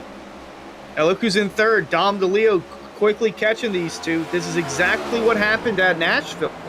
Just let the front 2 go at it door to door, and whatever happened, happened. He just scooted right on by. Could be seeing deja vu from that. Nichols having to keep the car really tight to avoid driving up into the door of Johnston. Lap traffic pulls over, no big deal. And DeLeo, as you mentioned, closing quickly. 3/10 back now, 2/10 back from the two that are fighting for the top spot. Ryan Hart's right behind as well, and that lap traffic was the 88 of Brad Slaughter, moving out of the way, still on the bottom, letting the lead lap cars go. The 91 is not letting the 28 go just yet. He wants that lead. And running out of time to get it, you're not going to have a lot of opportunity. In terms of pit stops, we're closing in on them. 34 laps ago was the last time we saw these cars on pit lane. We're going to have to see them again. When do you come? That's the other question. Have a look at the lap times here. We're off about a second and a half. So undercut, overcut, you be my guest and pick what you think is going to win. But with only 30 laps to go, I don't like the overcut strategy. I'd like to beat everyone else to pit lane by about a lap. Or beat them in general. Oh, 91 trying to beat the 28 to the line and lead this lap. Door to door for the lead coming out of turn 4. Johnston going to have the run on the top. Man.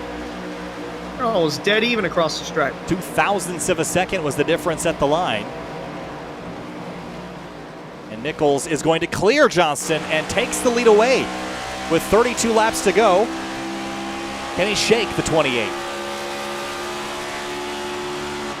I feel like he might be able to do that, and just see how much he's already pulled away just from having the lead for a straightaway, now 2 corners. And here comes the 3 of Ryan Hart's.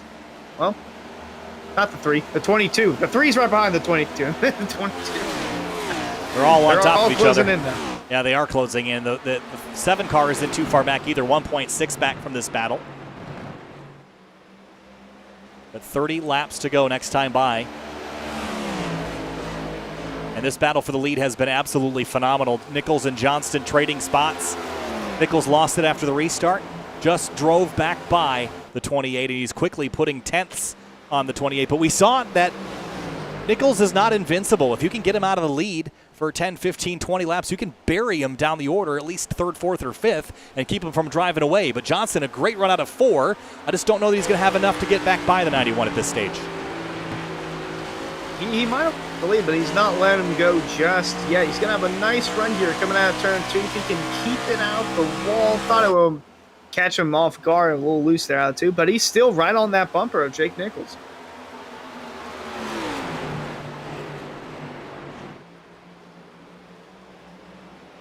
Great run again out of 4. He's kind of waiting and getting back on throttle earlier, jumping out of throttle sooner into turn 3, jumping on it earlier, and carrying the momentum all the way down the straightaway. But it's just not enough. Nichols is just better on corner entry specifically. Here it's kind of even through the middle, maybe a bit of a gain for the 28. Coming down the straightaway, Nichols starting to slowly move down low, trying to break up some of the draft between he and Nick Johnston.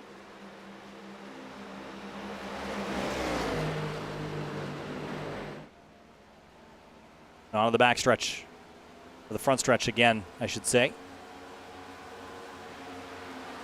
Garrett Grant hits pit lane. No, he crashes out of turn 4. I thought he was coming down to pit road. He was not. He's turned around backwards on the front stretch. And for now, I was going to say we were going to stay green, but there flies the caution, the 3rd of the night. And that answers the question on when to pit for literally everybody and sets us up for a late race restart. Let's go back a little farther and see how this formulated. He was right in front of Matthew Robinson in the 34. Just gets loose. And then might have, I don't know if he had a little bit of help there that second time around, but he was definitely loose coming out of the corner. Yeah, he's going to get some, he had some help for sure. But he's already out of the throttle just trying to save it. So Garrett Grant goes around, brings out our 3rd caution of the night. And again, that simplifies the entire pitting process for everybody. And that means that we can just race straight to the end without any of the strategy sort of affecting the outcome here. Some might like that strategy, but I really like just straight up head-to-head racing here at the end. Well, one of the drivers, David Weissert, is a big advocate for fuel mileage racing, and when I say that, I'm sarcastic. He's the only driver that I've known that hates fuel mileage racing. Why? I'm not too sure, but everyone else likes dual strategy, but David Weishart. But fortunately for him, don't have to get into that. Everyone should be good to go from here to the checkered flag. Well, you had your question. Oh, Seinfeld stayed out. Well, that was going to be my next question was, does anybody try a different strategy here? 45 stays out. And he's one of those drivers that's not locked into the play, or not in the playoffs, not locked in. He had a shot last week at Talladega, couldn't quite do it. Now he's just going for wins. Any of these drivers that have not made it to the playoffs for Season 2 are just going after it for the checkered flag.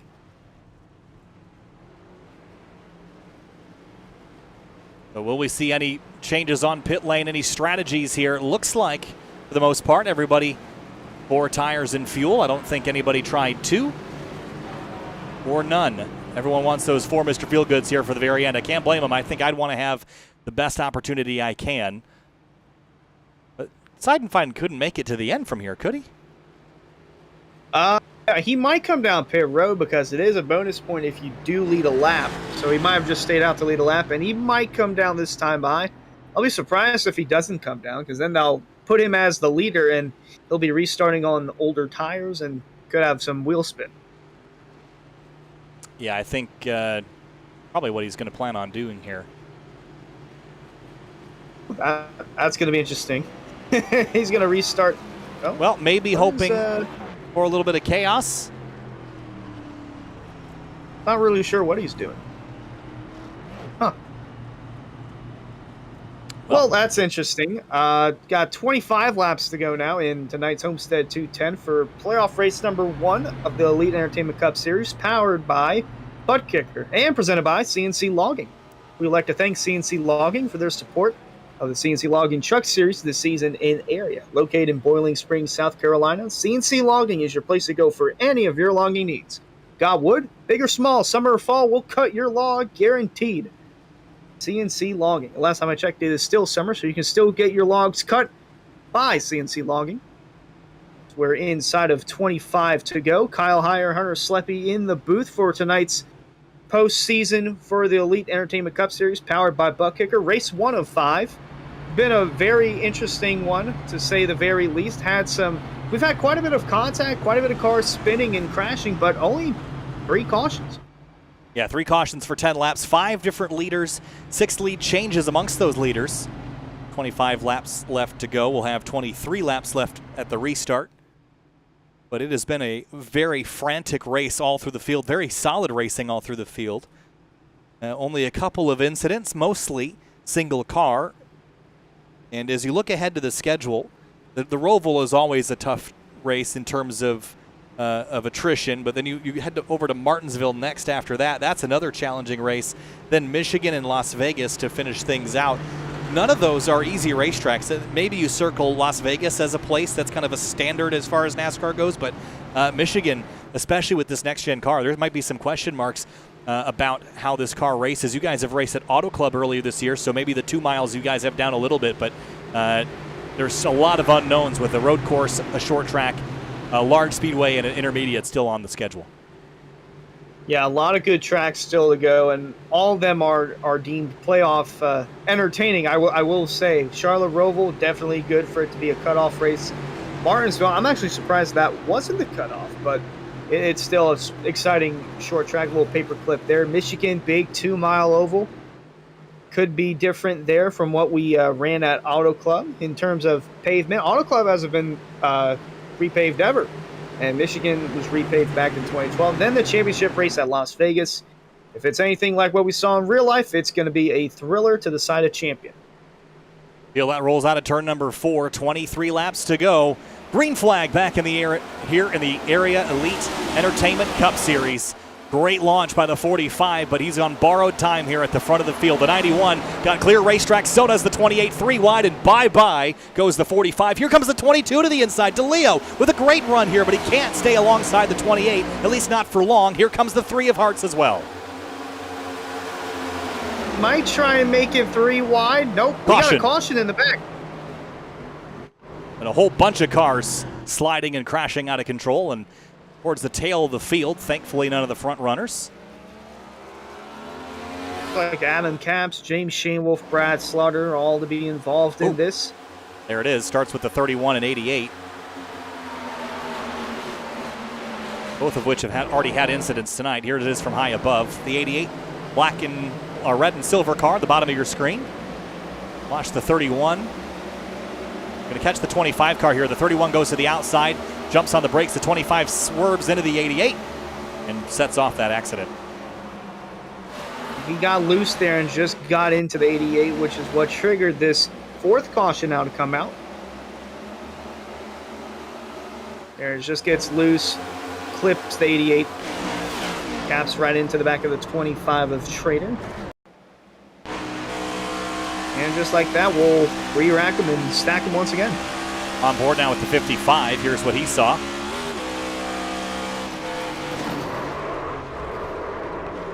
Just cannot get slowed up in time, and well, we'll see how this goes. Definitely can confirm that the 45 of Sinifine will come down pit road and get some fresh Goodyear rubber on and a full can of fuel to go to the finish here. 20 laps left. Tonight's Homestead 210. So you only have a couple sets of tires, and the reason why the 45 stayed out was so that he could save that final set of tires that everyone else has already utilized. Now that the caution has come out, the 45 is not going to hit pit lane. He might wait this out a little longer, but everyone else is kind of, they're between a rock and a hard place now. If another caution comes out in another couple of laps where those tires are burned off, the 45 will have the opportunity to come get a fresh set, but that is a very specific circumstance. If we get a caution in the next 10 or 15 laps where the good tires the rest of the field just won't be applicable. Yeah, these guys only have 3 sets of tires, so majority of these guys are on 2 sets. Some are already on 3, but it looks like Chris might only be on ones. Actually, no, he might be on 2. So most of these guys might be on their last set of tires, and Chris holding on to that last set. Cross start finish line here. Homestead 210, 20 laps to go. Nichols, Johnston. Nichols, again, has led the most laps by far of the rest of the field, 72 laps, so he has clinched that extra point, which is a critical one for leading the most laps.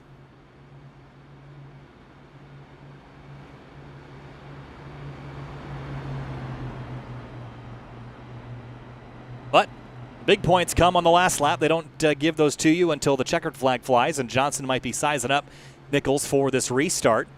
The trouble is, Hunter, with this next-gen car and the power level that's here, restarts are pretty challenging. You kind of just put your foot to the floor and get through the sequential gearbox, and that's essentially all you got. You know, gone are the days of significant wheel spin in the 900 horsepower cars we had a couple years ago. And that makes restarts a little trickier. If you don't get that jump immediately when Jake Nichols fires off, the chance of you out-driving him into turn 1 is pretty low. You have to find your pace later in the lap somewhere else.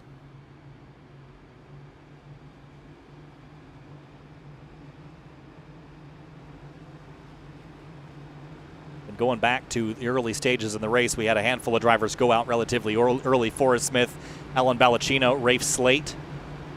Adam Capps was out early, but stayed on track after getting back out there and was involved in that most recent collision, but gained 4 spots. It was the first casualty of the day, but is now up in 24th rather than 28th.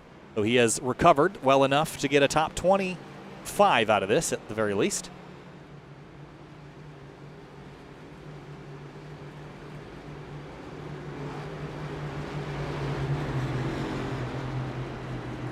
And lights are out atop the pace car, which means we're coming to the restart here, Hunter.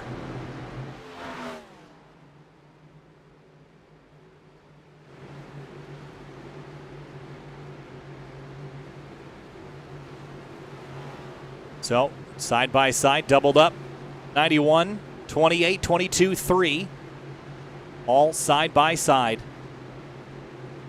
There'll be approximately 11 minutes of racing remaining once we take the green flag. We've had total of 4 caution flags now for a total of 14 laps. We've had 5 leaders, 7 lead changes. Will those numbers change, or will they stay the same for the last 18 laps of this one? The Area Elite Entertainment Cup Series, the Homestead 210. 18 laps to go from Homestead. Green flag back in the air. Nichols got a good jump. Sorry about that, Kyle. I'm back now. Great jump for the 91 into turn 1. Behind him, a little bit of chaos. The 22, the 7, the 3. Wow. And the 28 didn't get a great restart, but the 2 behind him, the 3 and the 22 are going to battle all the way down the backstretch. Now caution again, trouble in turn 2, and it's Shane Wolf again. That 31 car has had quite a handful, and it still hasn't seemed to get a grasp of that number 31. Yeah, this is going to be probably on his own, I would assume. Yeah, right there, the car just snaps, turns around on him. Ooh, gets hit again. I think that was the 55, who's also seen his fair share of contacts tonight. Well, now we're getting at that point where cautions are breeding cautions rapidly now. Have a look at the 55, this left front area. Bouncing around. It might be some suspension damage on the 55 of caps. You see the whole splitter is bent up here. This suspension is obviously broken, but the rest of the body is relatively okay. Maybe the front bumper's got a little bit of a skew to it there, but for the most part, in one piece. Yeah, early on in the race, he had massive front end damage and spent almost 20 laps down pit road just fixing it. So he's been in quite a few run-ins in this race, but still trying to keep that 55 car rolling. And he will head back down pit lane, see if he can attend to some of that damage. So predictions here, Hunter. We've got, we will have maybe 13 laps left to go once we restart. You got Nichols taking this, or do you think Johnson's got enough to drive by him? It might come from someone like Ryan Hartz or Dom DeLeo in the back. I feel like if someone's going to get a run on Jake Nichols, whether it's top or bottom, that second car in line is going to propel through. But it's tough to say. I mean, the 91 car has been the car to beat all night long. He's been in the back, well, I wouldn't say third or fourth is in the back for anyone, but for him, that's the back. And he's kind of driven back into the leading position. And he might have it, but it all depends on how they go on the restart.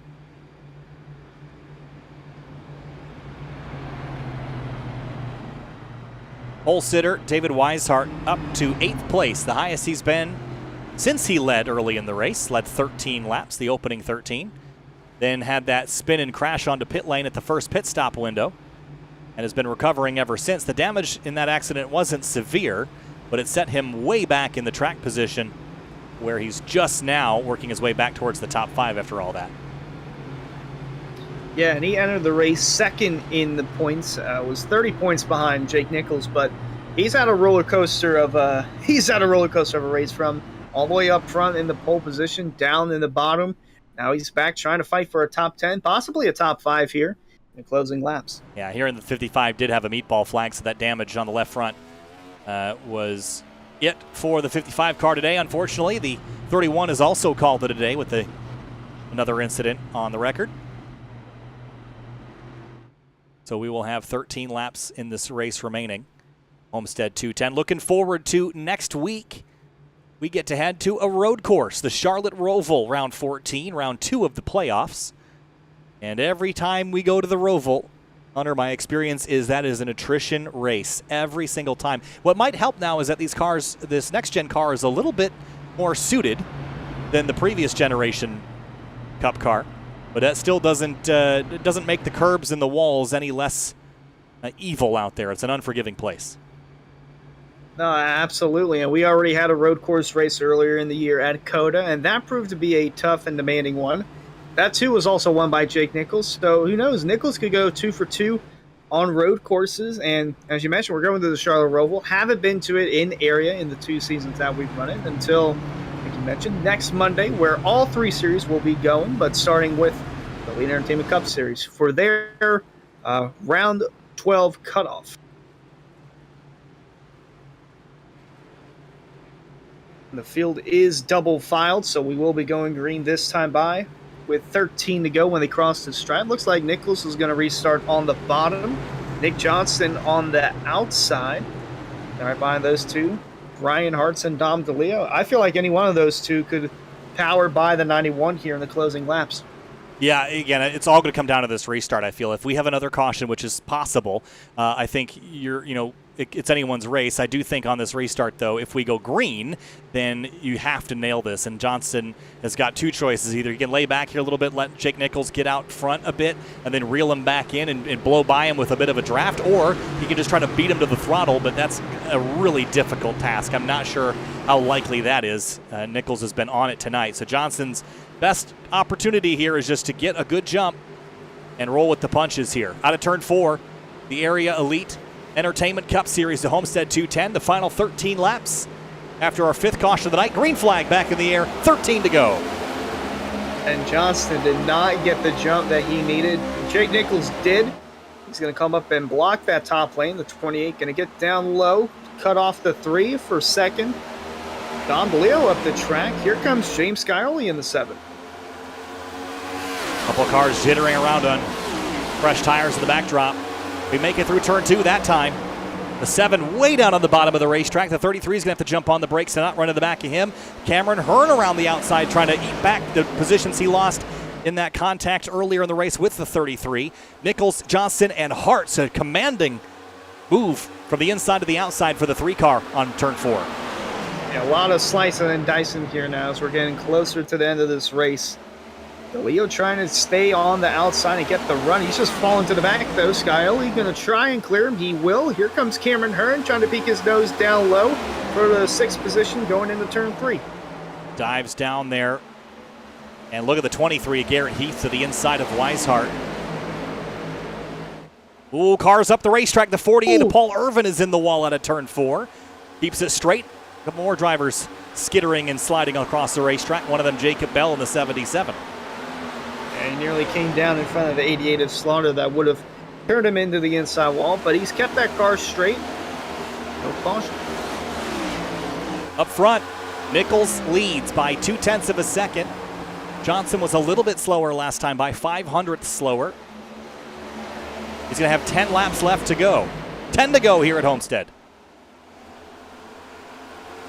Cameron Hearn has driven back inside the top 5. He might not be done with 5th. He might go for 4th. Nichols and Robertson almost banging doors in turn 2.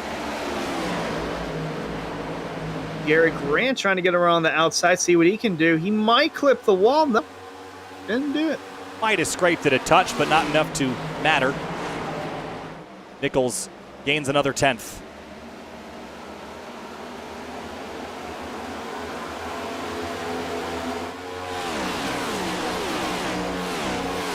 Still calm for the most part, but back around 10th or so, Ed Robertson, Tyler Nichols, Garrett Grant, and Paul Urban, all 4 fighting for that top 10 spot.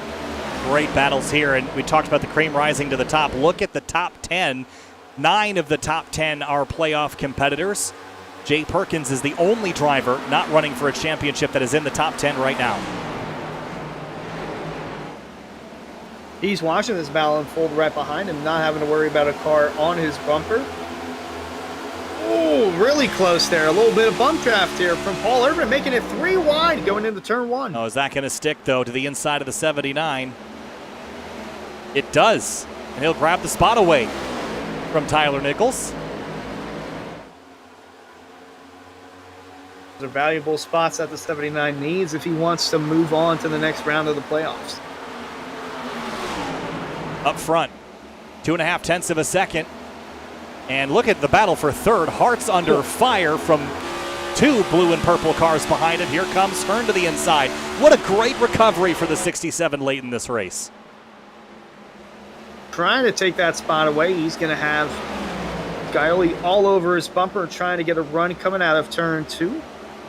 Hearn's going to clear the 3, but the 7 not done yet. Going to try and get himself around the 3 as well. All the while, Johnson just took a 10th out of Jake Nichols' lead last time by. Does he have enough to run down the driver that's led the most laps by a big margin today, Jake Nichols? He might, but he might have to make some contact with that bumper if he's going to want to win. Is it too early in the playoffs to make enemies? It definitely is too early. Only race 1 of 5. But it might be what Johnson needs to do to win if he wants to do that. A great run. He is coming. I'll tell you what, Hunter, he is coming for the lead. Jake Nichols has to hold him off for 5 more laps, but can he do it? Johnson is close. He is close, and after what happened at Nashville, I can't see the 28 letting this one go without a fight, and he's doing just that to the 91 of Jake Nichols. Caution, trouble. Tyler Nichols turned around, and he's took a couple people with him. Gary Lewis is the other. 5 laps left. Ooh, boy. That's going to put us in a green-white checker scenario. Now, how that goes in area, once we get the green, there's the replay of Tyler Nichols. Yeah, Hold down off on that for just a moment. Just understeered into the 5, then bounced off Gary there, then up into the outside wall. But strange circumstance that led to it here. Car just goes straight. And gets hit by Gary Lewis and back head on to the outside wall. What a hard hit. Yeah, big hit there for the 79. If we're right on board, we'll get some clarity around exactly what happened here.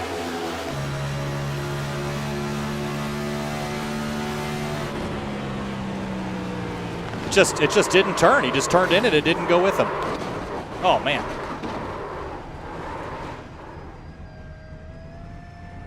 Wow.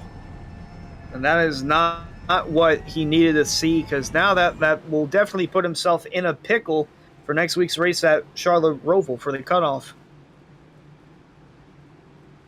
So we had about 3 cautions for the first 120 laps and an additional handful for most recent 20.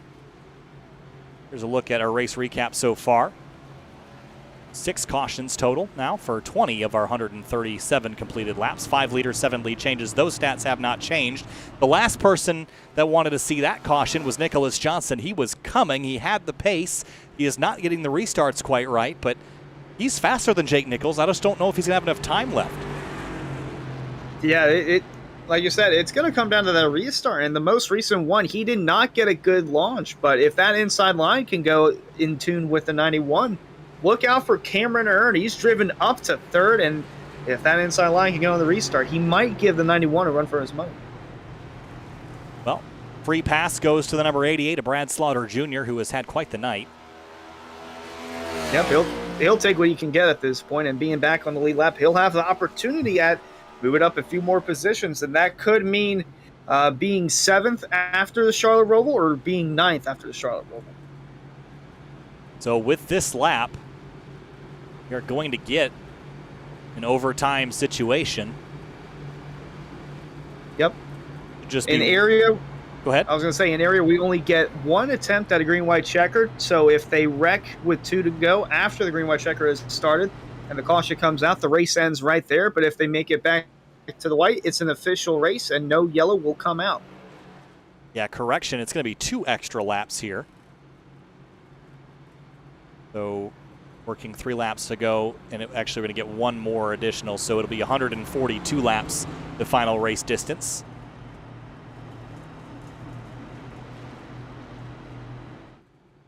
And I'll tell you what, the 67 car, what a night he has had. Started up front in 2nd spot, then on the pit stop cycle, got hit by the 33, spinning onto pit lane.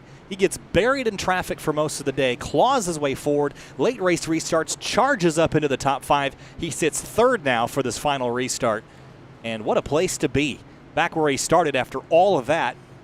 Just looking at the stats, you would think his night wasn't very eventful. He was up front all night, but we know that wasn't the case. Quite a busy evening for Cameron Hearn. That was definitely not the case. And I believe I mentioned it earlier in the race, or it might have been the pre-race.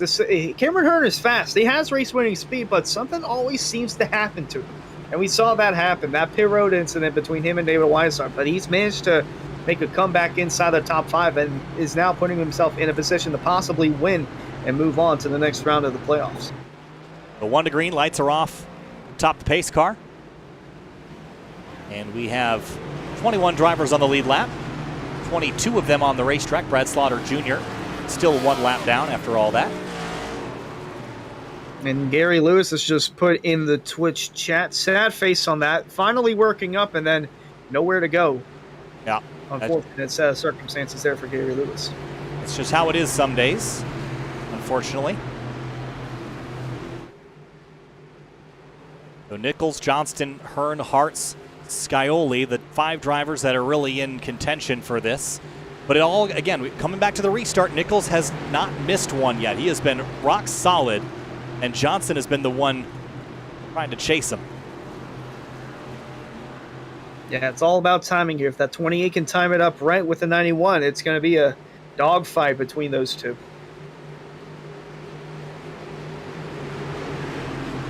All right, well, for this dogfight, open up the gates. Out of turn 4, pace car pulls off. 2 laps to go, 3 miles left in the Area Elite Entertainment Cup Series. The Homestead 210, the final 2 laps, overtime at Homestead. Better restart for the 28 that time by, but the 91 of Nichols still about a car length in front of that number 28. Door to door for third as they come off turn 2 and down the back. Defensive from Nichols. Third place under fire. Hartz and Hearn battling for it. Hartz trying to steal it away. Johnson not close enough to make a move here.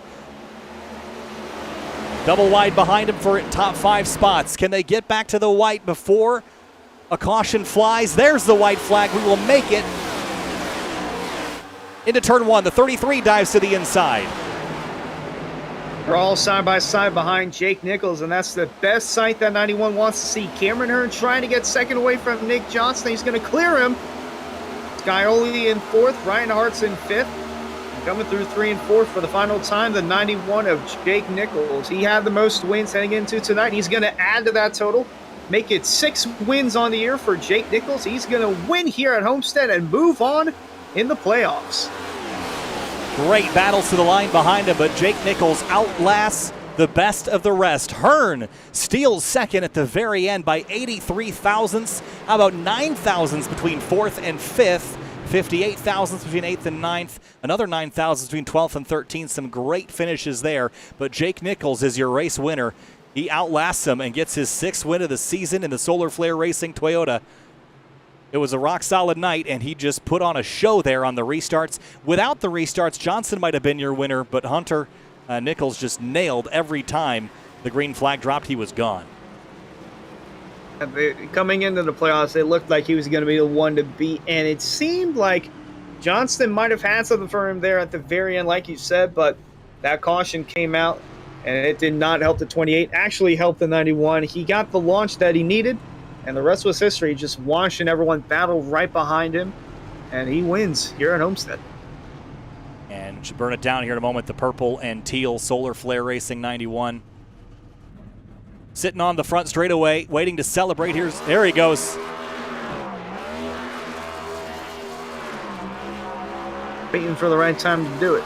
Now we'll go into the Charlotte Roval with a little less pressure on his back. I'll say, after a run like that, I'm not even sure if he lost the race that he would be feeling a lot of pressure. He's just got the pace. Here's a look at your race results. Jake Nichols gets it done. Cameron Hearn, Johnston, Scioli, Hartz, Weishart. How about the 33 rebounding for a 6th place run? That's not a bad night after the incident that he had. No, not at all. And him and Cameron Hearn, both in that incident, both rallying for a top 5 and the top 10. Then Garrett Heath, Dom DeLeo, Jay Perkins, and then Robertson rounding out the top 10. And looking down the rest of the page here, how about outside of the top 10?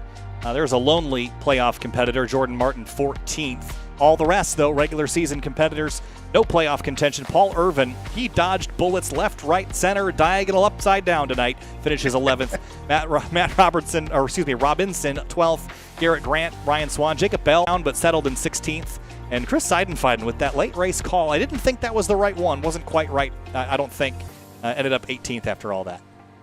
No, I thought he would stay out and just lead the lap and come down and pit, but ultimately that did not happen. So 18th place finish there for the 45 with Drew Trader and Gary Lewis rounding out the top 20. And looking down the rest of the field here, Tyler Nichols, not a great night neither for Brad Slaughter Jr. Both those drivers out. Shane Wolf, Caps, and Okrezek, a night to forget, though. Yeah, all 3 of those. Shane Wolf and Caps didn't have quite the handling of the car. Connor Okrezek had the speed. Still not sure what happened to that number 14. there's the rest of the finishing order: Forrest Smith, Alan Balancino, and Rafe Sleep. Well, after all that, points changed. Jake Nichols after Homestead, leading by 38 over David Weishart. Scioli 46 back. Dominic DeLeo 47 back from the leader, but notably Jordan Martin up 1 to 10th. Tyler Nichols down 5. Brad Slaughter down 2. Those are the drivers that are in trouble. Yeah, they put themselves in a pickle here after Homestead, and it's probably going to be a must-win for, I'd say, Tyler Nichols. Brad Slaughter might be able to point his way in, but it's going to be tough for both those guys if they want to move on. Well, in just a moment, we're going to talk to a couple of our podium finishers here. We're going to talk to Nick Johnston, Jake Nichols, and Cameron Hearn in just a moment. But some really solid racing all around before we get into that, Hunter. Some very competitive racing, and not a lot of drivers leaning on each other. Most of the incidents were self-inflicted. I think we'll see a lot more of that next week at the Roval, too. We don't see a lot of multi-car incidents there, just a lot of drivers making their own mistakes. Yeah, it was quite a handful for these guys, especially in the early stages. We had about 7 incidents before our first caution came out. Even getting on the pit road was a struggle. It happened everywhere. Turn 1, 2, 3, 4, pit road. It was a handful for these guys, but nonetheless, it was still entertaining to see all the close racing and side-by-side action. Well, let's talk to our third-place finisher, Nick Johnston, in the number 28 Infinite car. Nick, third place tonight. Had a shot at the win there, but the caution came out, kind of prevented you from using that run. If you had green to the end, do you think you could have gotten by that number 91? Kyle, Jake had a lot of speed tonight. He was really good on the short run and the long run. I kind of had a little bit on him out of 4 there. I seemed to get better runs off, and I think I could at least try to get to the inside and see if I could have held him 1 and 2, but he was really strong. It would have been really hard to beat him. I was kind of hoping we were going to go green to the end there because I felt like I was really saving myself well in that long green flag run. But at the end of the race, it's fun racing like that. Kind of all race, you spend the whole time just saving, and then you have to change your mindset completely. Like, okay, now I got to run qualifying laps for 10 laps. It's a lot of fun to do that, just be able to work your way through the different stages of the race. Well, looking forward to the Roval next week, Nick. That's probably one that a lot of drivers are not looking forward to. How do you feel about the road course there, and do you feel like you can walk away with a win at that one? I feel a lot better turning right in these things than I do left, so definitely looking to capitalize on a little different change of pace, different type of circuit. Hopefully we just come out there with a solid finish. I know consistency is going to be what counts a lot in these playoffs to get to the end. I just want to be going to the final race of the season with a chance at it. Hey, well, Nick, congratulations. A top 5 run, a third place tonight. Certainly not a bad start to your playoffs. Congratulations, and we'll see you next week. Hey, thank you very much, and thanks SimTV for coming on and broadcasting these guys. You guys have done leagues I've done in the past, and you do a great job. And so thank you guys very much. I also like to thank my team, Team Infinite, and Overkill Labs for their support. We'll see you guys next time. All right, thanks so much, Nick. We'll see you later. Moving on now to second place finisher Cameron Hearn. If you just looked at the starting position and finishing position for Cameron Hearn, you would think that not much happened tonight, Cameron, but that's clearly not the case. A very, very busy night for you after that collision with the 33 on pit lane. You managed to rebound with a very late race charge. Take us through your night out the windshield. That had to be entertaining. Yeah, it was entertaining. I burnt myself up early, chasing David early in the first run. Went to the pit a little early, gained some track position, trying to gap the field. David lost it, and all I saw was smoke. And I went to the one spot I didn't see smoke, and I think he let the car creep a little bit. Had a minute and a half of damage, and in the old cars before we got the next gen, that race had been over with. But I had 2 cautions. Luckily, got the damage fixed. And honestly, it tightened it up, and I was fighting a loose off condition, and I lost that. And I was actually tight, which was easy to manage. Just back up the corners, get on it coming off. And I actually thought I had a shot at the lead, but coming home second after everything that's happened to start off the playoffs is a huge success, because on lap 35 or 40, whenever I was in the pits, I was like, yep, here it goes, race is over. A fourth of the way through it, but didn't give up. Had some things fall our way to get the damage fixed, but I fought hard. Great start to the playoffs. Go I ahead, just want to chime in real quick. Cameron, I gave Kyle a brief rundown about you. Said you've always got race winning speed, but something always seems to go wrong, and thought that it ended there with that pit incident. But nonetheless, you still rallied through and got a solid second place finish. Yeah, it was tough. It was, the racing tonight, I don't know how it looked on the broadcast, but it was from first to 20th. There was action-packed. There was guys getting sideways. The car was a handful. I'm surprised there wasn't more cautions than what we had. But I appreciate you guys on the broadcast. I already got text saying how good it looks, so I really appreciate that. Thanks, Cameron, and it certainly was fun to watch you drive through the field. Best luck to you next week at the Roval. That's a tough one for sure. I need to do some practice laps. I don't practice too much, but definitely there it's going to show up if you don't practice. So I'll be doing some practice laps. Hopefully, points race, come on top 5, top 10. That'd be a victory in my book. All right, Cameron. Hey, congratulations. We'll see you next week. I appreciate it. Thank you, guys. Moving on now to race winner Jake Nichols, led the most laps and was fighting off Nicholas Johnson in the late stages. Jake, you were nailing the restarts, and that ended up helping you out in the end. A late race restart a handful of times. Once the green flag flew, you never looked back on that final one. Take us through your night and the battles you had up front. Yeah, car drove pretty good. It was very even. If you drove it wrong, you'd be a little free. If you drove it the other way, obviously, you'd be a little too tight. So it's kind of just a balance game. And early on in that race, I just was so focused on saving tires. I saw everyone just going to the very bottom of the track, and I was kind of surprised by that. For the most part here, it's always been the first seam, so laying up was always really good, and so I stuck to it for the most part, stayed there, just backed up corners a lot, and I felt like early on I could tell I was going to be really fast long run in that first run just because everyone was driving really hard, which surprised me a little bit, but once we got going, we just set sail, got to like a 5-second lead. I wish it stayed green there, though, because I think we would have just left everybody 1 by 10 seconds, and that would have been it, but those cautions surely made it interesting because we got more and more grip as we went on the night there, and the car still drove good. Nicholas Johnson almost could have had me there if we stayed green with like 5 laps to go there. He found a perfect line that he could just get through the corners really good and have a good run off, and I was doing my best to hold him off, and it would have been close. It would have been a good battle for sure, but thankfully everything went our way and we led the most laps and got the win.